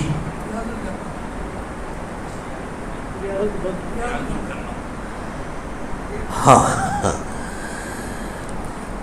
مسجد کے اندر کا ایک حصہ ہے، نبی اکرم صلی اللہ علیہ وسلم نے ارشاد، میں اصل میں باہر کی زیارتوں کا تذکرہ کر رہا تھا جی، مسجد کے اندر کا ایک حصہ ہے، حضور اکرم صلی اللہ علیہ وسلم نے فرمایا کہ میری قبر یعنی میرے حجرے اور میرے منبر کے درمیان کا جو حصہ ہے یہ جنت کی ایک کیاری ہے، روضۃ من ریاض الجنہ۔ اب وہاں اس کے لیے پرمٹ ضروری ہو گیا ہے، اس کی بکنگ کرنی پڑتی ہے، تو اس کو کر لیں آن لائن، اور اس کے بعد وہاں جائیں اور جتنا اطمینان سے ہو سکے وہاں نماز پڑھیں، دعا مانگیں۔ پہلے تو اس کا اہتمام ہوتا تھا کہ وہاں جو الگ الگ ستون ہیں ہر ستون کے پاس 2 رکعت پڑھتے تھے، اب تو اس کی کوئی گنجائش ہی نہیں رہے گی، جہاں جگہ مل گئی 2 رکعت ڈھنگ سے پڑھنے کو مل جائے تو بڑی بات ہے۔ دنیا بھر کے انتظار کے بعد وہاں جاتے ہیں اور وہاں جو لوگ کھڑے ہوئے ہیں وہ کہتے ہیں ہاں جی جلدی کرو، دوسرے انتظار کر رہے ہیں، ہاں جی جلدی کرو، دوسرے بہرحال ان کی کوئی مجبوری ہوگی، وہ اپنا حساب اللہ کیا دیں گے۔ ہمیں اپنا عمل جتنا ہو سکے اہتمام سے کرنا، جلدی سے مختصر سی 2 رکعت نماز پڑھ لیں، پھر جتنا ہو سکے دعا کر لیں، جب وہ کہیں کہ چلو اٹھو تو چلے جائیں، پھر ان سے ضد نہ کریں اور چلے جائیں انشاءاللہ۔ جتنے دن مدینے میں رہیں پورے ادب اور احترام کے ساتھ رہیں، مدینے کا بھی احترام کریں، مدینے والوں کا بھی احترام کریں، کسی کی کوئی بات بری لگے تو عفو و درگزر سے کام لیں، محبت و نرمی کا معاملہ کریں، اور جب واپسی کا وقت آئے تو بڑی ندامت کے ساتھ، بڑی شرمندگی کے ساتھ اللہ سے یہ دعا مانگ کر واپس ہو۔ نبی اکرم صلی اللہ علیہ وسلم نے فرمایا مدینہ بھٹی ہے، جیسے بھٹی میں سونا ڈالا جاتا ہے تو کھرا الگ ہو جاتا ہے، میل کچیل الگ ہو جاتا ہے، ایسی مدینہ بھٹی ہے، وہ میل کچیل کو نکال کے باہر پھینک دیتی ہے۔ تو اللہ ایسا نہ ہو کہ ہم میل کچیل بن کر کے اپنے ملک ہندوستان واپس جا رہے ہوں، اللہ ہمیں کھرا سونا بنا دیجئے۔ اللہ مدینے سے جانے کا دل تو نہیں چاہتا، ہمارا تو دل چاہتا ہے یہیں رہیں یہیں مریں، لیکن قانون کی مجبوری ہے، اس لیے ہم مجبوراً واپس جا رہے ہیں۔ تو اللہ جس نیت سے صحابہ کرام مدینے کو چھوڑ کر کے گئے تھے کہ جہاں جائیں گے اللہ کا نام لیں گے اور اللہ کے بندوں کو اللہ سے جوڑیں گے، اللہ بس اسی نیت کے ساتھ ہم واپس جا رہے ہیں۔ اب ساری زندگی وہی کریں گے جو کام سکھایا تھا صحابہ کرام کو آپ کے نبی صلی اللہ علیہ وسلم نے، ہمیشہ اللہ کا کہنا مانیں گے، اور جتنا ہو سکے گا مختلف طریقوں سے، جو طریقہ بھی اللہ آسان کریں گے، اللہ کے بندوں کو اللہ سے جوڑیں۔ اللہ ایسی مقبول حاضری مدینہ طیبہ کی بھی نصیب فرمائے۔ وآخر دعوانا، ہاں ایک بات اخیر میں اور عرض ہے، اگر اس گفتگو سے آپ کو کوئی فائدہ ہوا ہو تو درخواست ہے کہ ہر مقام پر اس عاجز کو اور اس کے گھر والوں کو اور اس کے تمام متعلقین کو اپنی دعاؤں میں یاد رکھیں، اور دوسروں کے لیے دعا مانگنے میں بھی اپنا فائدہ ہوتا ہے۔ اگر آپ دعا کریں گے دوسروں کے لیے تو آپ کا کوئی نقصان نہیں ہوگا، آپ کا اپنا فائدہ ہوگا۔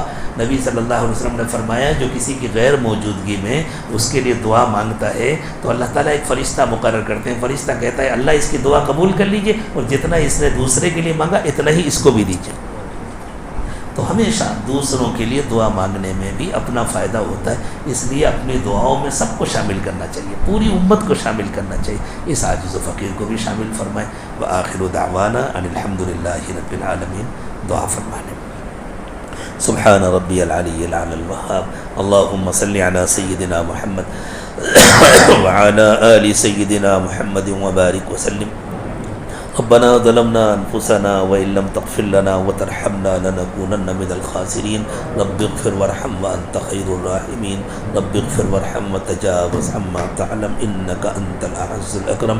پروردگار عالم ہماری حاضری کو قبول فرما لیجیے۔ اللہ جتنے لوگوں نے، مردوں نے، عورتوں نے، بوڑھوں نے، جوانوں نے حج بیت اللہ کی نیت کی ہے، اللہ سب کی نیتوں کو قبول فرما لیجیے۔ اللہ سب کے لیے آسانیاں پیدا فرما دیجیے۔ اللہ عشق و محبت سے بھرا ہوا حج نصیب فرما دیجیے۔ اللہ نیکیوں سے بھرا ہوا حج نصیب فرما دیجیے۔